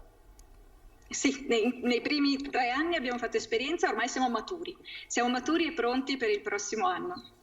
Direttore Crestani, qual è il messaggio, se c'è un messaggio particolare che vi sentite di lanciare quest'anno, al termine, si spera, di una fase pandemica molto dura? Il messaggio che lanciamo è quello che viene proprio dalla volontà che abbiamo messo in questi mesi per organizzarlo, perché volevamo farlo in presenza come le altre edizioni, e quindi è un messaggio di ripartenza per tutto, peraltro per tutti. Peraltro i consorzi, essendo impegnati nella gestione, nella manutenzione del territorio, non si sono mai fermati in questi 18 mesi, diciamo, quindi siamo sempre andati avanti e le attività le abbiamo sempre mantenute al massimo, perché la sicurezza di un territorio è la sicurezza dei cittadini, e quindi il messaggio che vogliamo lanciare è proprio un messaggio di positività. Lasciamo alle spalle ciò che è stato il periodo dei mesi scorsi e guardiamo veramente al futuro. E il guardare al futuro è anche il messaggio che contiene dentro il festival, proprio nei temi che verranno discussi nelle prossime giornate, perché riguarderanno proprio, come dicevo prima, la sostenibilità dell'ambiente, l'uso e il riuso delle acque, la manutenzione gentile dei corsi d'acqua. Andiamo verso un modo di trattare, passatemi questo termine, trattare il territorio non più usando la forza, ma in una maniera sostenibile, perché ormai questo termine, forse anche abusato, però deve diventare veramente il modus operandi nostro nel momento in cui ci approcciamo a governare le acque di un territorio, a costruire opere e infrastrutture. Ecco, questo è un messaggio che mi sento di dare, perché i consorzi nella loro attività quotidiana sono oggi dei centri, degli organismi molto importanti, ecco, anche per la Regione stessa, che peraltro dobbiamo ringraziare perché sostiene questa iniziativa e l'ha inserita ormai 4 anni fa all'interno del percorso dei grandi eventi della Regione, sicuramente non al pari delle Olimpiadi o di altri eventi, però l'ha ritenuto un momento importante, perché da San Donà parte, come dicevo prima, parte proprio la bonifica integrale, che poi si è espansa in tutta Italia. Dicevo, i consorzi si occupano della gestione del territorio e sono tra i pochi enti oramai rimasti, forse i più importanti, che si occupano assieme alle amministrazioni comunali, ecco, appunto, di governare e mantenere sicuri i territori. Progettiamo continuamente opere e possiamo dire che grazie proprio a questo lavoro e all'efficienza anche del sistema dei consorzi del Veneto siamo riusciti in questi ultimi anni a portare nella nostra regione importantissime risorse finanziarie, parliamo di oltre 300 milioni di investimenti che serviranno a rendere più sicura la nostra regione e andare a sostenere quella resilienza che tanto viene decantata, ma che rispetto ai cambiamenti climatici che oggi sono in atto ne abbiamo altamente bisogno. Il festival vuol dire portare a conoscenza anche di queste cose a una cittadinanza, ai cittadini, a coloro che poi ne beneficeranno. Ecco, questo è importante, l'informazione e la sensibilizzazione su questi temi di cui spesso si parla con una certa retorica, ma sono temi molto concreti. Professoressa Novello, in ultimissima battuta, il direttore Crestani parlava appunto di divulgazione ai cittadini, di informazione ai cittadini. L'importanza delle nuove generazioni, lei che è docente, che è insegnante, ne sa qualcosa? Sì, certo, quest'anno, ancora più degli anni scorsi, siamo riusciti a coinvolgere molto le istituzioni formative locali. Abbiamo dedicato ai ragazzi un bando fotografico proprio sulle immagini della bonifica che ha avuto un notevole riscontro, e oggi sono stati anche premiati i ragazzi e sono esposte le loro opere qui in piazza. Più di 40 ragazzini saranno con noi durante tutti gli eventi del festival, ci aiuteranno, ci supporteranno, ci daranno proprio energia. Come diceva lei, io in particolare insegno anche storia ambientale, quindi percepisco anche nelle nuove generazioni proprio questo bisogno di conoscere l'ambiente, di rapportarsi con esso, di studiarlo anche nel passato per capire anche l'evoluzione che ha avuto e la storia, la memoria che è compresa in questa evoluzione, e le terre di bonifica chiaramente raccolgono secoli e secoli di questa storia, e ci hanno portato ad oggi con il lavoro di migliaia e migliaia di persone che hanno appunto sottratto queste terre all'acqua. Appunto anche il termine che noi usiamo, terre evolute, è dovuto a questa crasi tra terre volute e terre evolute, quindi terre desiderate e terre che però sono ricche in questo momento di informazioni, di tecnologia, di sviluppo e di potenzialità, e i giovani sono sensibili a questa cosa, lo abbiamo visto non appena abbiamo potuto rapportarci con loro, pur in queste condizioni di DAD magari, ma spesso siamo riusciti a fare lezione nelle scuole, a coinvolgerli in progetti, e abbiamo cercato di caricarli il più possibile per raccogliere questo nostro testimone. Quindi l'invito è esteso ai giovani e a tutta la cittadinanza. San Donà di Piave, la piazza centrale, si popola con il Festival della Bonifica. Dico bene, direttore? Sì, la piazza di San Donà si popola, non solo la piazza ma tutto il territorio. Non è se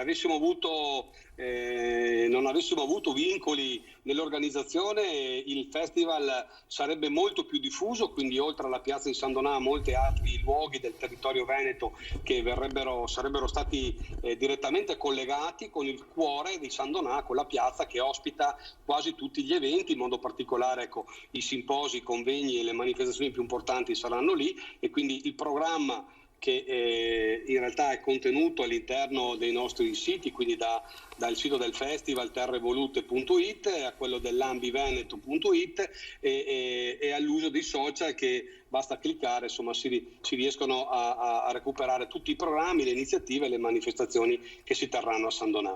Grazie davvero. Festivalbonifica.it, grazie quindi alla professoressa Elisabetta Novello e al direttore dell'Ambiveneto Andrea Crestani. Buon lavoro e buon festival a questo punto. Grazie a voi. Grazie a voi. Noi andiamo avanti con la nostra diretta, ma prima ci prendiamo un po' di pausa, vediamo insieme le previsioni del tempo per il fine settimana con la nostra Alice Montagnier, poi rientriamo in studio per aprire un'importante pagina politica e parlare del nuovo movimento fondato dal sindaco di Venezia Luigi Brugnaro. Lo faremo con un diretto protagonista di questa svolta, ma vediamo prima le previsioni del tempo. A dopo.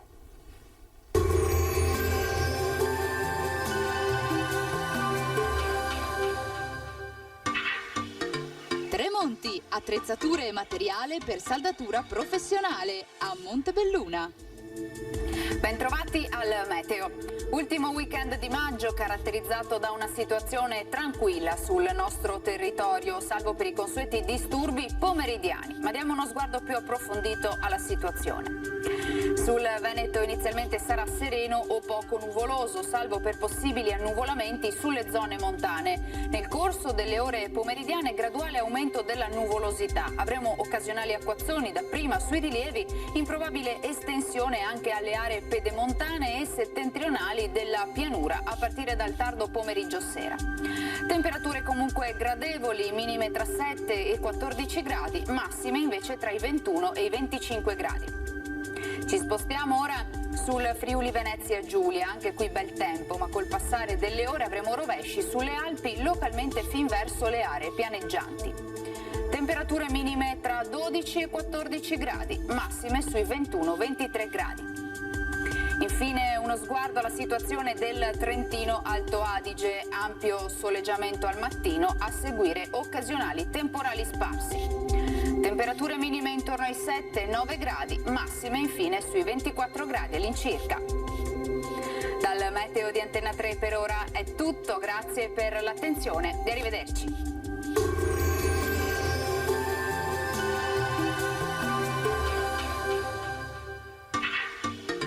Tremonti, attrezzature e materiale per saldatura professionale a Montebelluna.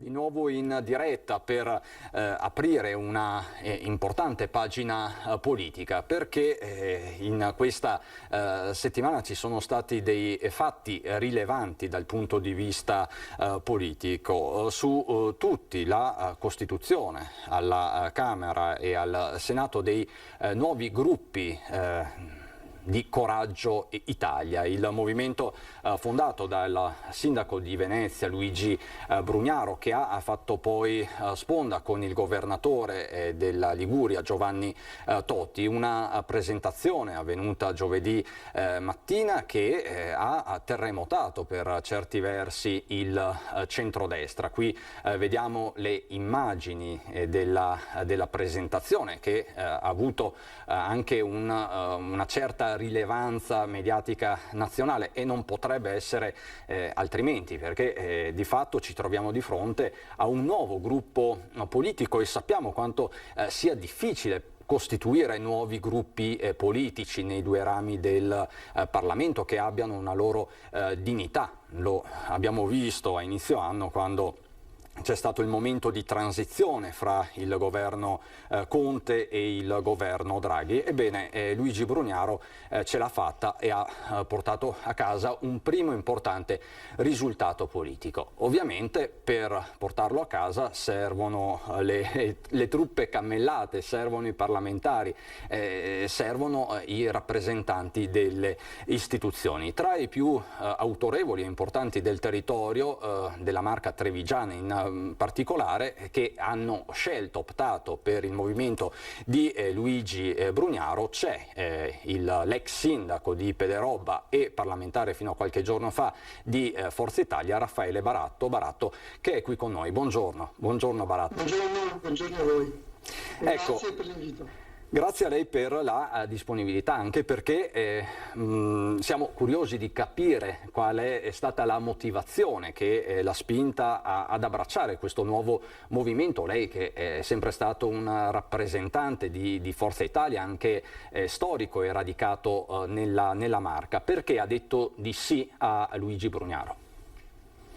Perché ho visto un progetto importante, un progetto che è fatto da una persona che sia a livello imprenditoriale, che credo che non abbia bisogno di nessun commento, ma anche a livello amministrativo. Basta guardare come ha governato finora, ma come sta governando tuttora Venezia. Credo che davvero sia una persona che può guardare avanti nel futuro anche di questo paese. Lo sta facendo perché ha interesse di portare questo paese sia a livello nazionale, ma soprattutto a livello europeo, in maniera forte e importante. Credo che il momento questo sia assolutamente un momento storico, per cui io ci ho creduto subito a questo progetto, e è una persona che davvero non poteva anche stare tranquillamente ferma, perché finiva il secondo mandato, 4 anni che gli mancano da sindaco di Venezia, e lo finiva sicuramente in carrozza, avendo dimostrato di saper fare egregiamente il proprio lavoro, però ha voluto davvero tirarsi sulle maniche e portare la sua grande esperienza sia imprenditoriale che anche di amministratore a livello nazionale. Io che sono sempre stato una persona di territorio, una persona che ha sempre creduto in questo, credo che questo progetto l'ho sposato assolutamente, soprattutto per questo motivo. E immagino perché Forza Italia ormai le stava stretta. No, io per carità, innanzitutto grazie sempre al Presidente Berlusconi per quello che ha fatto soprattutto a questo Paese, ma credo che all'interno di un centrodestra serve una forza moderata però innovativa, una forza fresca e questo con un leader giovane, con un leader che ha coraggio, infatti ha messo proprio anche il nome del partito, Coraggio del Movimento, Coraggio Italia, e credo che Brugnaro sia la persona giusta per portare il nostro Paese in un periodo storico come questo fuori dalle problematiche che anche purtroppo colpa della pandemia siamo entrati. Ecco, c'è da dire anche che il leader di Forza Italia, Silvio Berlusconi, sta attraversando adesso un momento difficile, qualcuno lo definisce addirittura crepuscolare.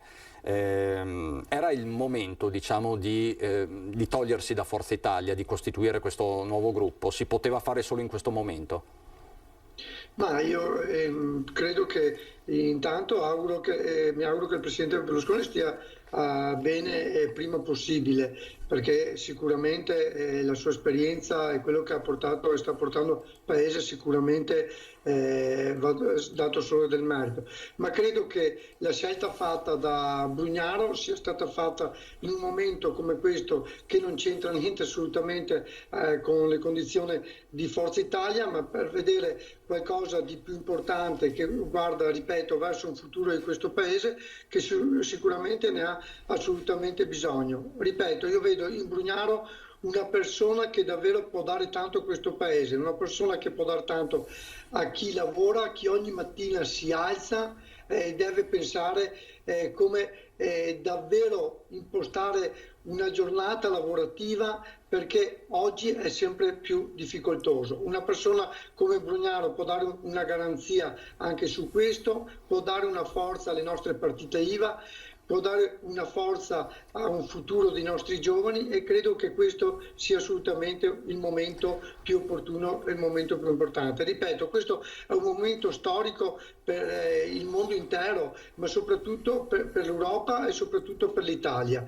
Credo che noi stiamo fortunatamente, sembra che stiamo vedendo la luce fuori dal tunnel, e sicuramente oggi per governare ci vuole gente capace, di esperienza e gente che ha coraggio, ma soprattutto si fa rispettare dagli altri. Brugnaro secondo me è la persona più giusta in Lei questo dice momento. ha il physique du rôle, le ricorda un po' il Berlusconi delle origini?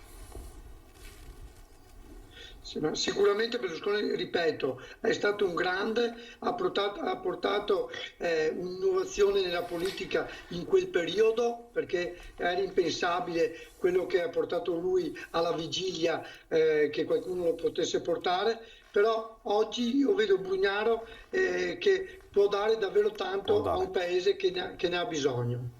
E venendo ai temi, Baratto, perché poi la politica è fatta di tattica, di strategia e poi, viva Dio, di contenuti.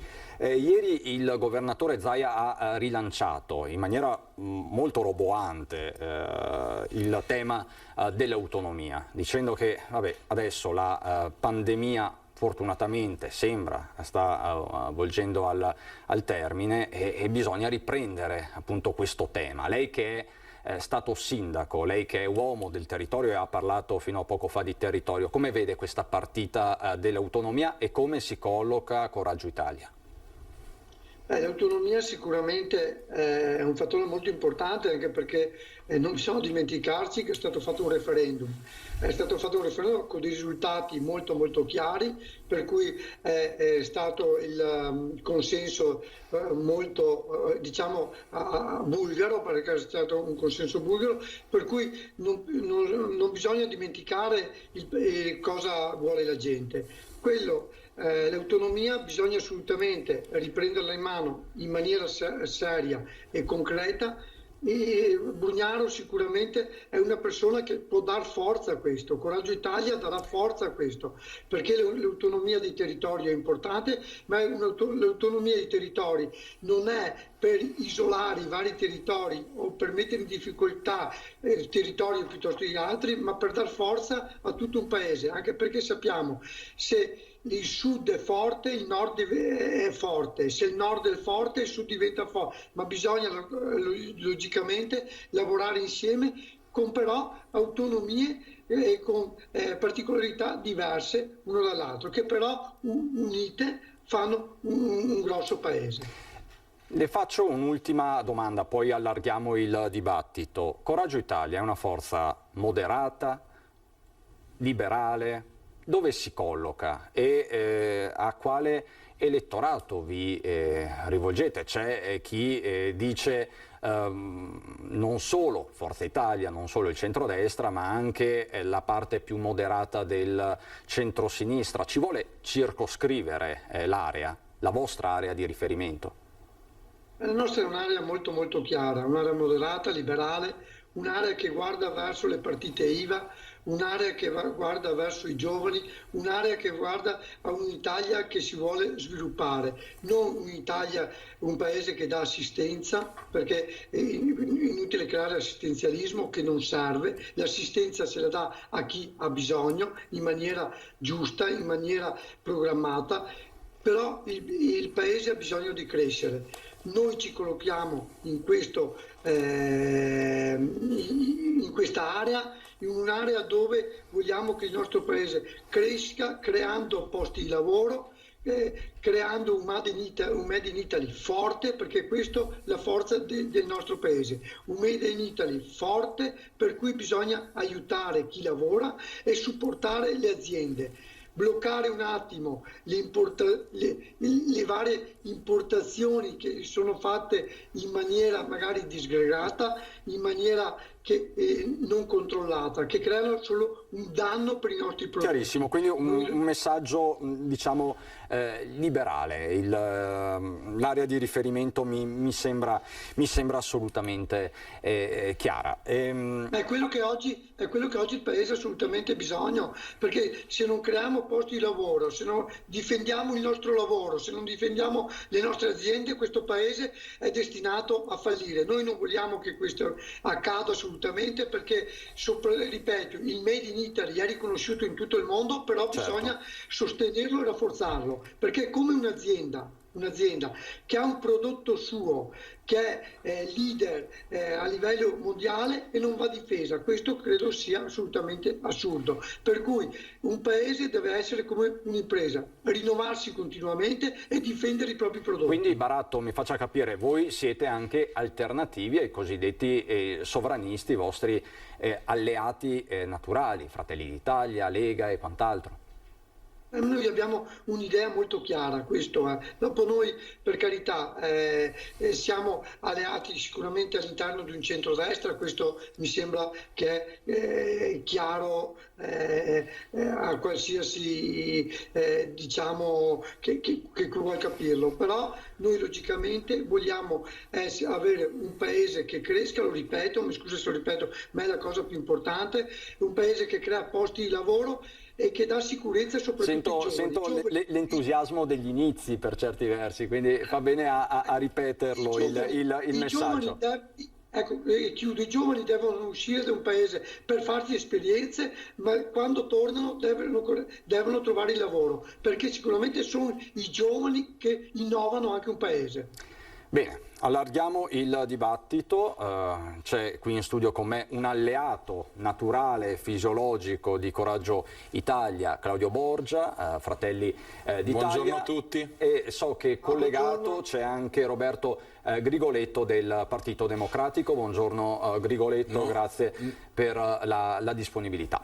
Allora, Borgia, comincio da lei. Lei ha sentito le parole di Baratto. Coraggio Italia sarà un alleato di Fratelli d'Italia? Beh, credo proprio di sì. Qui c'è l'onorevole Baratto che non è solo un alleato, ma per me personalmente è anche un amico. È un amministratore per bene che ha fatto tanto nel nostro territorio, ha fatto il sindaco, oggi fa l'onorevole della Repubblica e so che questa scelta che ha fatto sicuramente sarà una scelta che, come dire, lo porterà lontano e gli auguro tutto il bene che si possa, insomma, appunto augurare. Ma quindi, però credo proprio che in questo caso possa essere un alleato, anche perché Cambiamo, che era la formazione di Toti, era già nell'alveo del centrodestra. So che c'è stata una fusione tra Toti e Brugnaro, è nato Coraggio Italia e sicuramente sarà un partner del centrodestra unito. Ecco, noi abbiamo, come dire, abbiamo tante idee, tanti progetti, governiamo bene dappertutto e quindi insomma ben venga un alleato in più che possa dare il proprio contributo per cercare di risolvere i problemi dei cittadini. Il centrodestra che sembra abbastanza interessato in questo momento, sembra, ecco, ad archiviare l'era Berlusconi? Ci sono aree differenti, bisogna vedere al futuro. Ad oggi ci sono la Lega, c'è Fratelli d'Italia, c'è Forza Italia, c'è appunto adesso Coraggio Italia. Non si manda assolutamente in pensione nessuno, è ovvio che però ci sono nuovi interpreti, c'è una nuova stagione, dobbiamo cercare di rimanere tutti uniti per fare del nostro meglio, per cercare, come dicevo appunto prima, di dare, come dire, un nuovo atto a questo paese. Speriamo si possa votare quanto prima, perché insomma vedo che c'è fermento, che i cittadini, come dire, hanno voglia di poter cambiare e quindi insomma noi cerchiamo di fare del nostro meglio. Però mi pare che su questo Coraggio Italia abbia già detto che sostiene Draghi. Quindi non c'è tutto questo, tutta questa voglia di votare subito, votare in tempi stretti. Baratto. Per quanto riguarda Coraggio Italia, qui ci sono due linee magari diverse tra Fratelli d'Italia e altri componenti che fanno parte del centrodestra. Però noi come Coraggio Italia, credo che sia stato molto chiaro anche Brugnaro, detto che in questo momento, che è un momento delicato per il Paese, essere governati da Draghi credo che sia la cosa più giusta per portare fuori da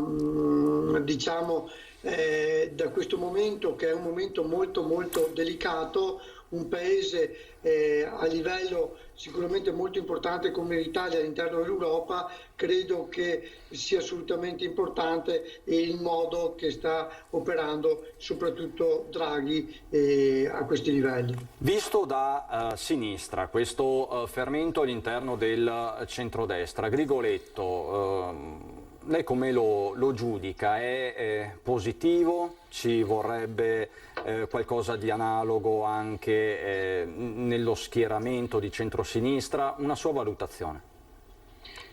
Ma io osservo anche le sigle, i nomi, quindi da Cambiamo a Coraggio. Speriamo ora che arrivi la fase del coraggio di cambiare, perché in realtà a me pare di rileggere un po' un libro già scritto, mi pare un po' il Gattopardo, cambiare tutto perché nulla cambi. L'abbiamo già visto l'imprenditore che è disceso in campo, Berlusconi, ora Mignon c'è Brugnaro, personalmente diciamo, non ho molto trasporto, voglio dire, per questo tipo di leadership che mi sembrano in realtà poco ancorate alla realtà sociale, quella più diciamo così in generale diffusa, in quanto espressione di alcune categorie, insomma, di alcune nicchie. Io penso che la rappresentanza politica debba essere una rappresentanza molto più vasta, molto più estesa. Io sinceramente credo anche che la parabola un po' politica di Berlusconi naturalmente è una parabola che ovviamente si è già completata, nel senso politicamente parlando. Mi pare che insomma sia durato anche molto, e con i pro e con i contro. Adesso io non dico chiaramente che tutto quanto sia stato negativo del contributo che ha dato Berlusconi al paese, pur non condividendolo.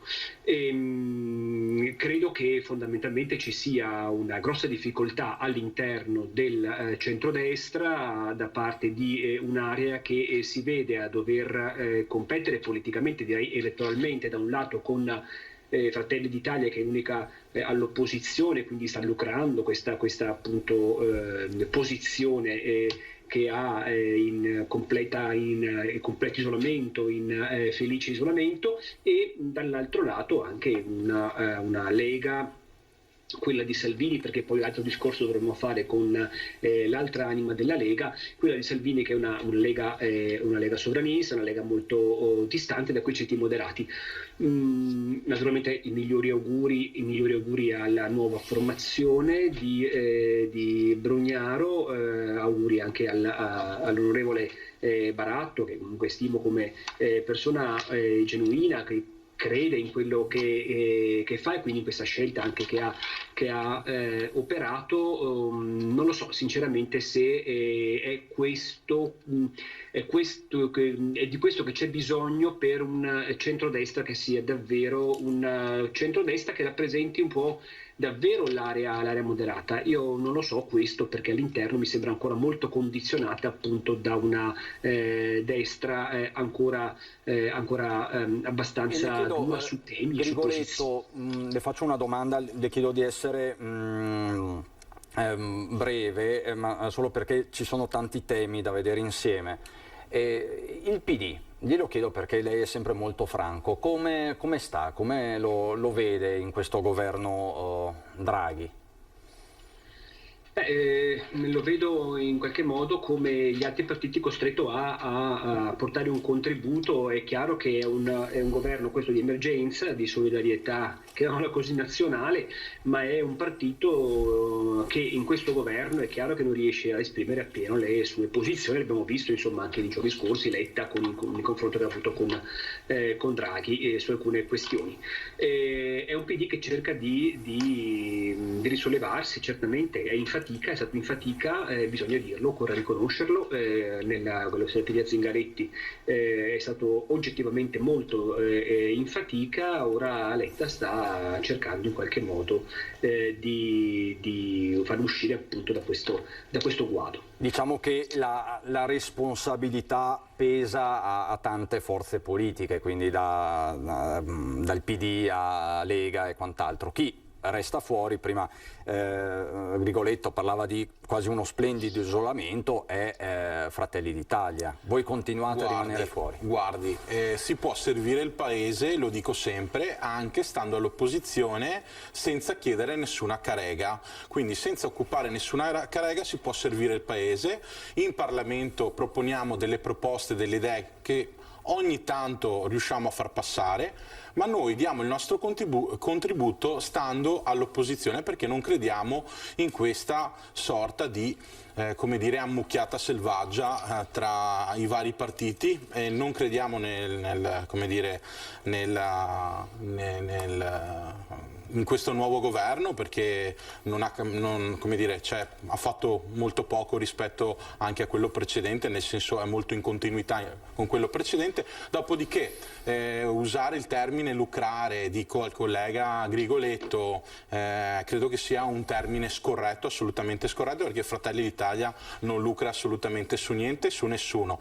Poi, visto che ha parlato del tema della realtà e che il centrodestra è lontano dalle realtà, voglio far presente a lui, ma soprattutto ai tanti cittadini che ci ascoltano, che invece di parlare, il PD invece di parlare e di fare delle proposte serie e delle proposte politiche in tema di lavoro, di economia, di ripartenza, di sostegno a imprese e lavori, propone in questi ultimi mesi, Letta ha proposto la patrimoniale, il voto ai sedicenni, lo Ius Soli e il DDL Zan. Ecco, questa è la proposta politica del PD in un momento di forte crisi. Ecco, ci credo che non vogliano andare al voto velocemente, perché sennò insomma i cittadini saprebbero cosa fare. Grigoletto. Beh, non mi pare proprio. A parte lucrare, sai, in termini politici elettoralmente voi state lucrando, cioè non è che sia un'offesa, è gergo politico, non so se non l'ha capito, magari forse capisco benissimo.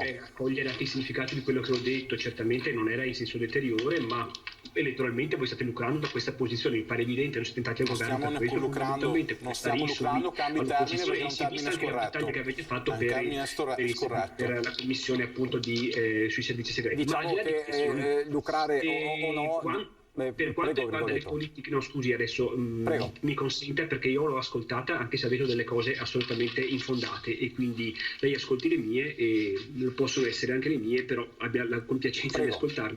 Non è vero quello che lei sta dicendo a proposito. Lei chiaramente chirurgicamente estrae dei temi che sono secondo me comunque temi molto importanti, che denotano peraltro anche la ristrettezza anche di vedute e la posizione sempre retriva del resto di un partito di estrema destra come poi Fratelli d'Italia. Ma al di là di questo non è vero che non ci stiamo impegnando per il sociale, soprattutto per i posti di lavoro. Ma come fa a dire queste cose? Cioè lei si rivolge a me per fare una polemica politica, ci sta, ma che si rivolga ai cittadini per dire queste cose, mi sembra che questo davvero sia sbagliato. Io lo dico sinceramente e glielo consiglio anche. Ecco perché non è vero che se in questo governo l'attenzione al sociale, alla crisi economica, alla crisi soprattutto occupazionale ha uno spazio, è proprio per il contributo che sta dando il Partito Democratico all'interno di questo governo, che si trova a condividere con magari forze che sono distanti da questi diciamo che questa è stata la settimana. È stata la settimana del caso sul blocco dei licenziamenti, del caso Orlando, quindi anche questo è un tema centrale di questi giorni. Baratto, lei da rappresentante a Roma, come l'ha vissuto, e soprattutto la soluzione trovata dal governo la convince? Perché mi sembra che non sia d'accordo né la Confindustria né i sindacati per certi versi. Sì, sicuramente, ripeto, è un argomento molto, molto delicato, purtroppo è segnato da questo periodo, mi passi la parola, infame, però bisogna assolutamente cercare di trovare una soluzione che vada bene sia alle aziende che anche a chi lavora all'interno delle aziende, perché io vorrei sempre ricordare, no? Che un'azienda viene forte se a chi ci lavora dentro che la porta in maniera forte, altrimenti viene meno sia da una parte che dall'altra. Io credo che questa soluzione che è stata trovata sicuramente non è il massimo delle soluzioni, ma speriamo che cammin facendo qualcosa si possa anche rivedere, soprattutto per proteggere i posti di lavoro e da una parte e far saldo alle aziende dall'altra. Questo credo sia assolutamente importante per tutti quanti. Io vi mostrerei un'immagine che in queste ore sta facendo discutere, chiedo alla regia di Tony Esposito e Andrea Basso, il tema è quello del post del professore, del ricercatore veneziano con Giorgia Meloni a testa in giù, con i libri della Meloni a testa in giù. Non so se possiamo vederlo. La rettrice di Venezia ha preso le distanze da questo post shock, eccolo, del docente. Non è una polemica nuova, tra l'altro in queste ore si somma la vicenda delle minacce di morte alla Presidente del Senato Casellati. Odio social e non solo, quindi non è un clima di grande coesione, nonostante il governo sia di fatto di unità nazionale. Grigoletto. Massima assoluta solidarietà all'onorevole Meloni, come giustamente lei ricordava, peraltro a febbraio, se non sbaglio, è stata vittima di un altro attacco, peraltro da un altro professore universitario, questa volta di Siena. Quindi non so perché, voglio dire, alcuni professori universitari ce l'abbiano tanto con la Meloni, forse perché non ha fatto l'università, ma non mi pare che sia, voglio dire, questo motivo per attaccarla. Assolutamente da condannare in tutti i modi, ha fatto bene la rettrice a dissociarsi, ma tutto il mondo politico deve farlo, non è con l'arma dell'insulto, tanto meno con l'arma delle minacce che si deve fare politica. Dall'altro lato credo anche che però da parte di alcuni politici ci debba essere anche attenzione a non usare a loro volta linguaggi, a non usare a loro volta anche stili e modalità di espressione che possono, anzi spesso risultano anche offensive, perché ci sono casi anche, ma non solo a livello nazionale, anche a livello locale, insomma, di insulti, di offese. Non va assolutamente bene questo. E poi mi consenta, insomma, fa specie, insomma, che delle persone impegnate nella formazione e nell'educazione appunto siano autori di questi gesti. Mi sembra assolutamente una cosa da biasimare. Tra l'altro in questi minuti arriva una nota del ministro D'Incà che esprime la propria solidarietà alla Presidente Casellati, perché appunto è di queste ore la notizia di queste minacce di morte subite, intimidazioni gravissime. Dice il ministro Bellunese alle istituzioni: bisogna combattere il clima d'odio che nulla ha a che fare con il confronto politico e assicurare alla giustizia i responsabili. Baratto, lei come se lo spiega questo clima che ormai va avanti da parecchio? I social non hanno aiutato e non ha aiutato nemmeno la pandemia. No, intanto massima solidarietà sia al Presidente Casellati sia alla Meloni. Credo che parliamo di follia umana, assolutamente, questa è la verità. Non vale neanche la pena stare qui a dare importanza a questi folli, ma credo siano da condannare assolutamente. Grave, mi trovo d'accordo con il Grigoletto che questo succeda anche all'interno delle scuole e che siano dei professori. Questo va punito assolutamente, perché chi deve dare l'esempio, che abbia comunque qualsiasi pensiero a favore di qualcuno diverso da qualcuno, però sicuramente non va manifestato in quel modo, in modo violento, altrimenti si crea e si danno esempi distorti in luoghi dove, come le scuole, si devono dare gli esempi di un paese sano, che è un paese che deve crescere e un paese che deve avere un futuro soprattutto per i giovani. Se chi deve dare l'esempio, insegna all'interno, fa quel tipo di manifestazione, credo che vada assolutamente respinto, ma anche preso dei provvedimenti proprio in maniera forte.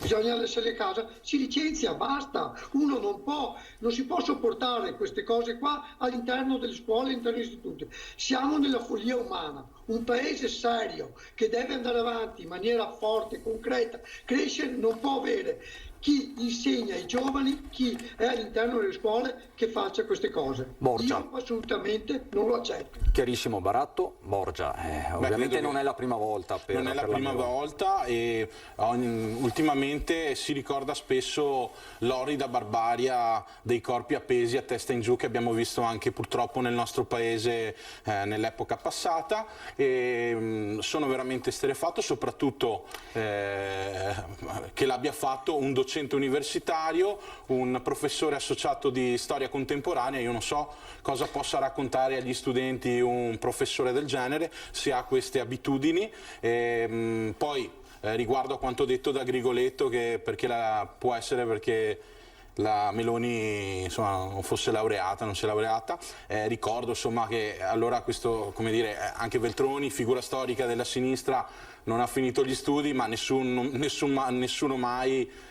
docente universitario se l'è mai presa con lui in questi termini. Credo che sia veramente una vergogna, credo che in una democrazia attaccare in questo modo il leader dell'opposizione sia veramente sconcertante. Si parla tanto di democrazia, molti parlano di democrazia, ma forse la democrazia come sempre è a senso unico. E cosa possiamo dire? Spero che vengano presi delle dovute, come dire, decisioni nei confronti di questo professore, ma non credo, nel senso che passerà in cavalleria, fra qualche mese ritornerà a fare nei confronti, però va detto, del professore fiorentino che aveva fatto esternazioni molto forti, provvedimenti erano sì, state... c'è stato un provvedimento disciplinare che si è...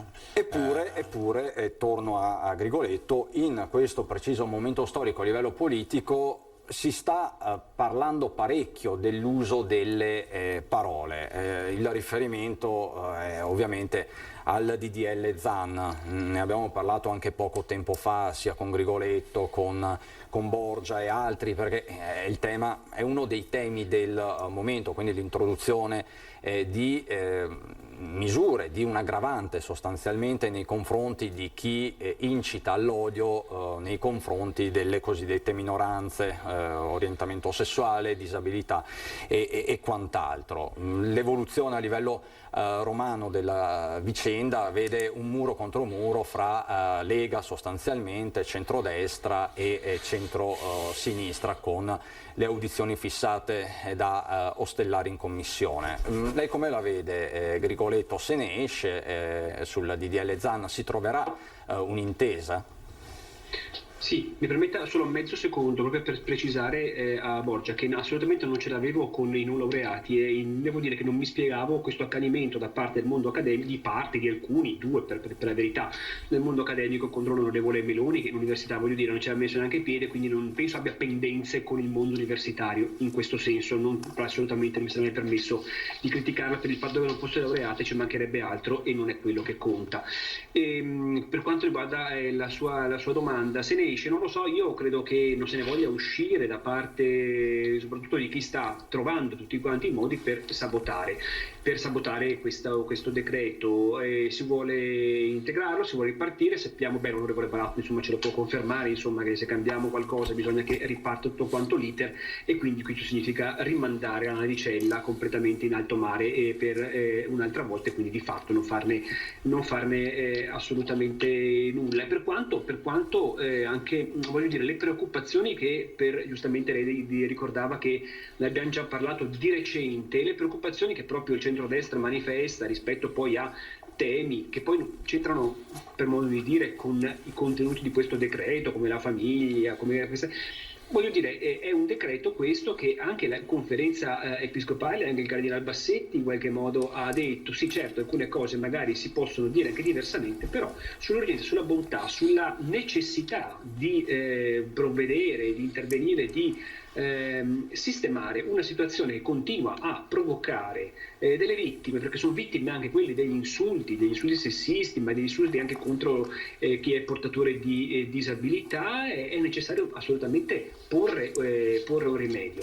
Quindi se ne uscirà, io non lo so, dipenderà anche se nella Lega si svilupperà quel dibattito che abbiamo comunque visto proprio qui in città di Treviso svilupparsi proprio la settimana scorsa, quando è venuto Zan, Diciamo che in Veneto la stessa Lega ha posizioni diverse, Esatto. E lo abbiamo anche raccontato. C'è stato poi un momento di confronto tra il sindaco di Treviso Mario Conte e Alessandro Zan, che è poi l'ispiratore del DDL di cui si sta discutendo. Baratto, sono molto interessato alla sua opinione in materia, perché lei è parlamentare ma fa parte anche di quel centrodestra moderato che sul tema ha diverse posizioni. Lei è pro o contro al DDL Zan e quale sarà l'evoluzione della discussione? No, credo che purtroppo si sia un po' impantanata la cosa, e credo che davvero tra commissione e aula adesso non si riesce, si fa fatica anche a capire come se ne verrà fuori.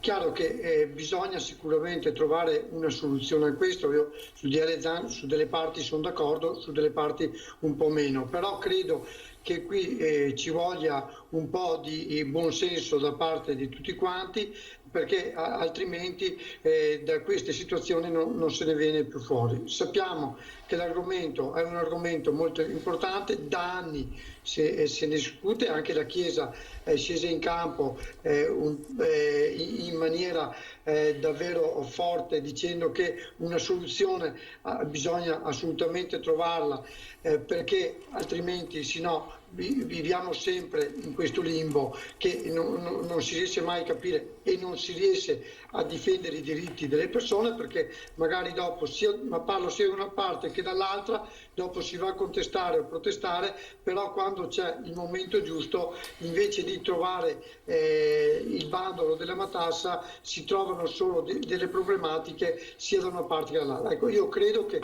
il buonsenso da parte di tutti, soprattutto chi amministra, chi ha davvero il potere di farlo, credo che in momenti come questi bisognerebbe intorno al tavolo cercare di trovare la soluzione senza aumentando emendamenti, sia da una parte che dall'altra, creando ostruzionismi e non si porta a casa i diritti delle persone, che è la cosa più importante per tutti. Quindi lei è favorevole a patto che si smini, mi pare di capire, di alcune situazioni, quindi lei non è contrario di per sé al DDL Zan? Della famiglia, delle cose assolutamente da risolvere, l'abbiamo detto anche come Forza Italia, tra l'altro alla Camera, però credo che una soluzione a questo bisogna assolutamente trovarla, ma credo che su questo siano tutti d'accordo, però bisogna farlo in maniera seria e concreta, non dirlo e non farlo. Allora, io vi chiedo vi faccio un'ultimissima domanda su quanto è successo ieri, l'inaugurazione della pedemontana veneta. Lo faccio perché siete tutti e tre amministratori del territorio. È stata una giornata storica o è retorica? Baratto? No, sicuramente è una giornata storica, credo assolutamente importante, è arrivata anche tardi, però l'importante è che sia arrivata. Una strada che sicuramente serve, la viabilità per territori come il nostro, assolutamente, per tutto il paese, la viabilità è assolutamente importante. Questa strada che unisce est-ovest, bisognerà anche vedere di trovare la soluzione, come è stato detto, anche verso nord-sud, ma credo assolutamente importante. Si crea meno inquinamento, si dà più velocità alle merci, si dà la possibilità alle aziende di essere più veloci, si dà la possibilità a chi deve arrivare nel nostro territorio di arrivare nel minor tempo possibile e senza intralciare magari altri territori. Credo sia assolutamente importante, ma è la viabilità in se stessa che è importante. Chiarissimo. Anche qui bisogna guardare in maniera futuristica, forte e concreta, non sempre voler creare comitati per bloccare magari dei lavori che si creano solo delle problematiche e si rinviano anni che magari servono molto prima. Grigoletto. Credo. Ma molto brevemente, per definirla storica, io penso che bisogna che la storia sia finita, e la storia non è finita perché manca ancora qualcosa alla conclusione di quest'opera, no? E quindi bisogna davvero che si proceda celermente proprio al completamento, no? E anche alle opere complementari, sulle quali peraltro ne abbiamo sempre anche insistito come PD. Certo che dobbiamo registrare, pur con tutti quanti i vantaggi, certamente l'onorevole Baratto adesso ricordava che la pedemontana può comportare, ce ne sono anche altri svantaggi che sono sotto gli occhi di tutti, e quindi le colate di cemento, e quindi ancora una volta insomma quella poca attenzione, quella scarsissima attenzione nei confronti dell'ambiente e lo sfruttamento del territorio. Questo purtroppo lo pagheremo salato, non è che sia tutto quanto, insomma, vorrei sommessamente ricordare oro quel che luccica. Borgia, 20 secondi. Sì, cioè, questa è la differenza tra chi fa e chi non fa. Questa è una delle opere più importanti del nostro territorio, tra l'altro una delle migliori riguardo all'attenzione all'ambiente, è stato detto tra l'altro ieri in conferenza stampa non solo da Zaia ma anche dagli operatori. Vorrei ricordare che faccio un esempio su tutti, perché Montebelluna è al centro di quest'opera. Montebelluna è stata negli anni scorsi un'importante città sotto il profilo economico, ma soprattutto è stata un distretto economico, uno dei distretti economici più importanti del nord-est. Avevamo il PIL pro capite più alto d'Europa. Abbiamo aziende importantissime, tra cui per esempio la DB Group, che è una delle aziende leader nel settore del trasporto e della logistica. Ecco, fino a quando non sarà completata definitivamente la pedemontana ci saranno ancora delle problematiche per poter, come dire, lavorare, poter raggiungere per esempio Milano o per esempio le altre realtà. Grazie a quest'opera, anche a partire da adesso, la possibilità soprattutto del trasporto su gomma sarà più importante per le aziende, sarà come dire, sia per i cittadini ma soprattutto per le aziende sarà più semplice arrivare nelle altre zone importanti e collegate d'Italia. Grazie Borgia, ringrazio e saluto Raffaele Baratto, grazie per averci illustrato la sua scelta, insomma, questo cambio che comunque va a terremotare il centrodestra. Grazie Roberto Grigoletto del Partito Democratico. Borgia resta qualche altro minuto con me perché deve illustrarci un'iniziativa di Montebelluna. Abbiamo la pubblicità, a fra pochissimo.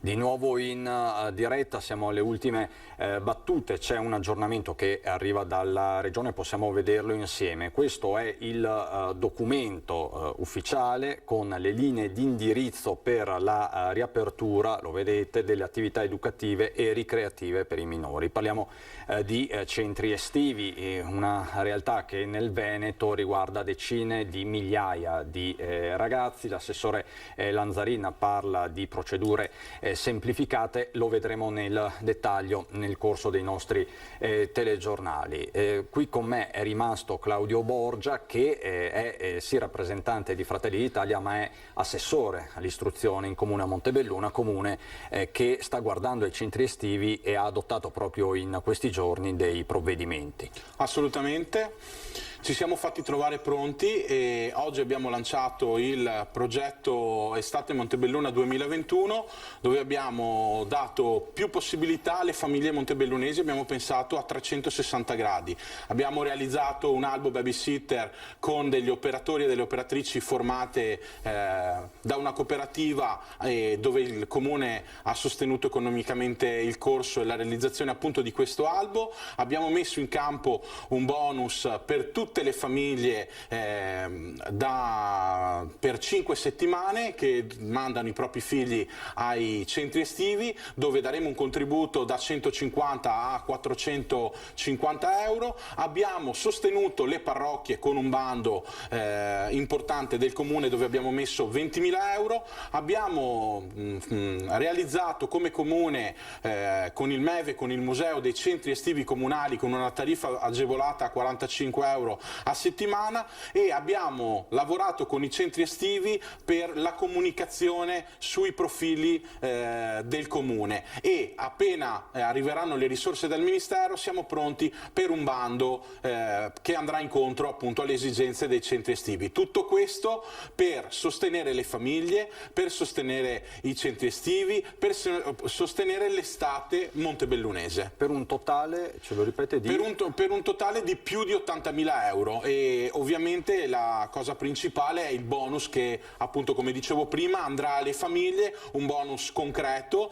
Ogni famiglia potrà ricevere un contributo settimanale per 5 settimane. Quindi le famiglie che ci stanno guardando da Montebelluna possono rivolgersi da lunedì, immagino, al comune. Il bando è già uscito, ma potranno fare domanda per i mesi di giugno, luglio, agosto e settembre a partire dal 24 di giugno. Chiarissimo, grazie Claudio Borgia, assessore all'istruzione del comune di Montebelluna. Dicevo, siamo alle battute conclusive, vediamo insieme velocissimamente i dati della vaccinazione. Nelle ultime 24 ore sono state somministrate 43.438 dosi, di queste 23.000 prime dosi, 19.000 i cicli completati. Stiamo andando verso le 3 milioni di dosi, 2.738.000 quelle somministrate sul territorio regionale. Il contagio invece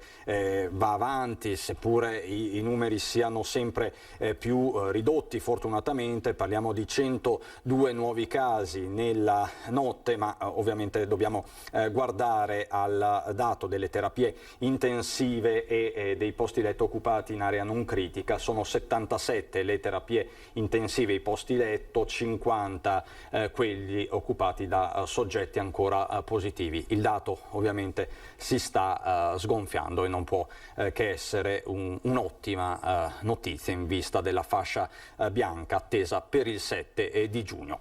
Finisce qui, non ci sono particolari aggiornamenti la nostra diretta odierna. Saluto e ringrazio dalla regia Tony Esposito e Andrea Basso, saluto e ringrazio tutti voi per la cortese attenzione. Ci rivediamo alle 18:30 con il telegiornale regionale. Buon proseguimento di giornata.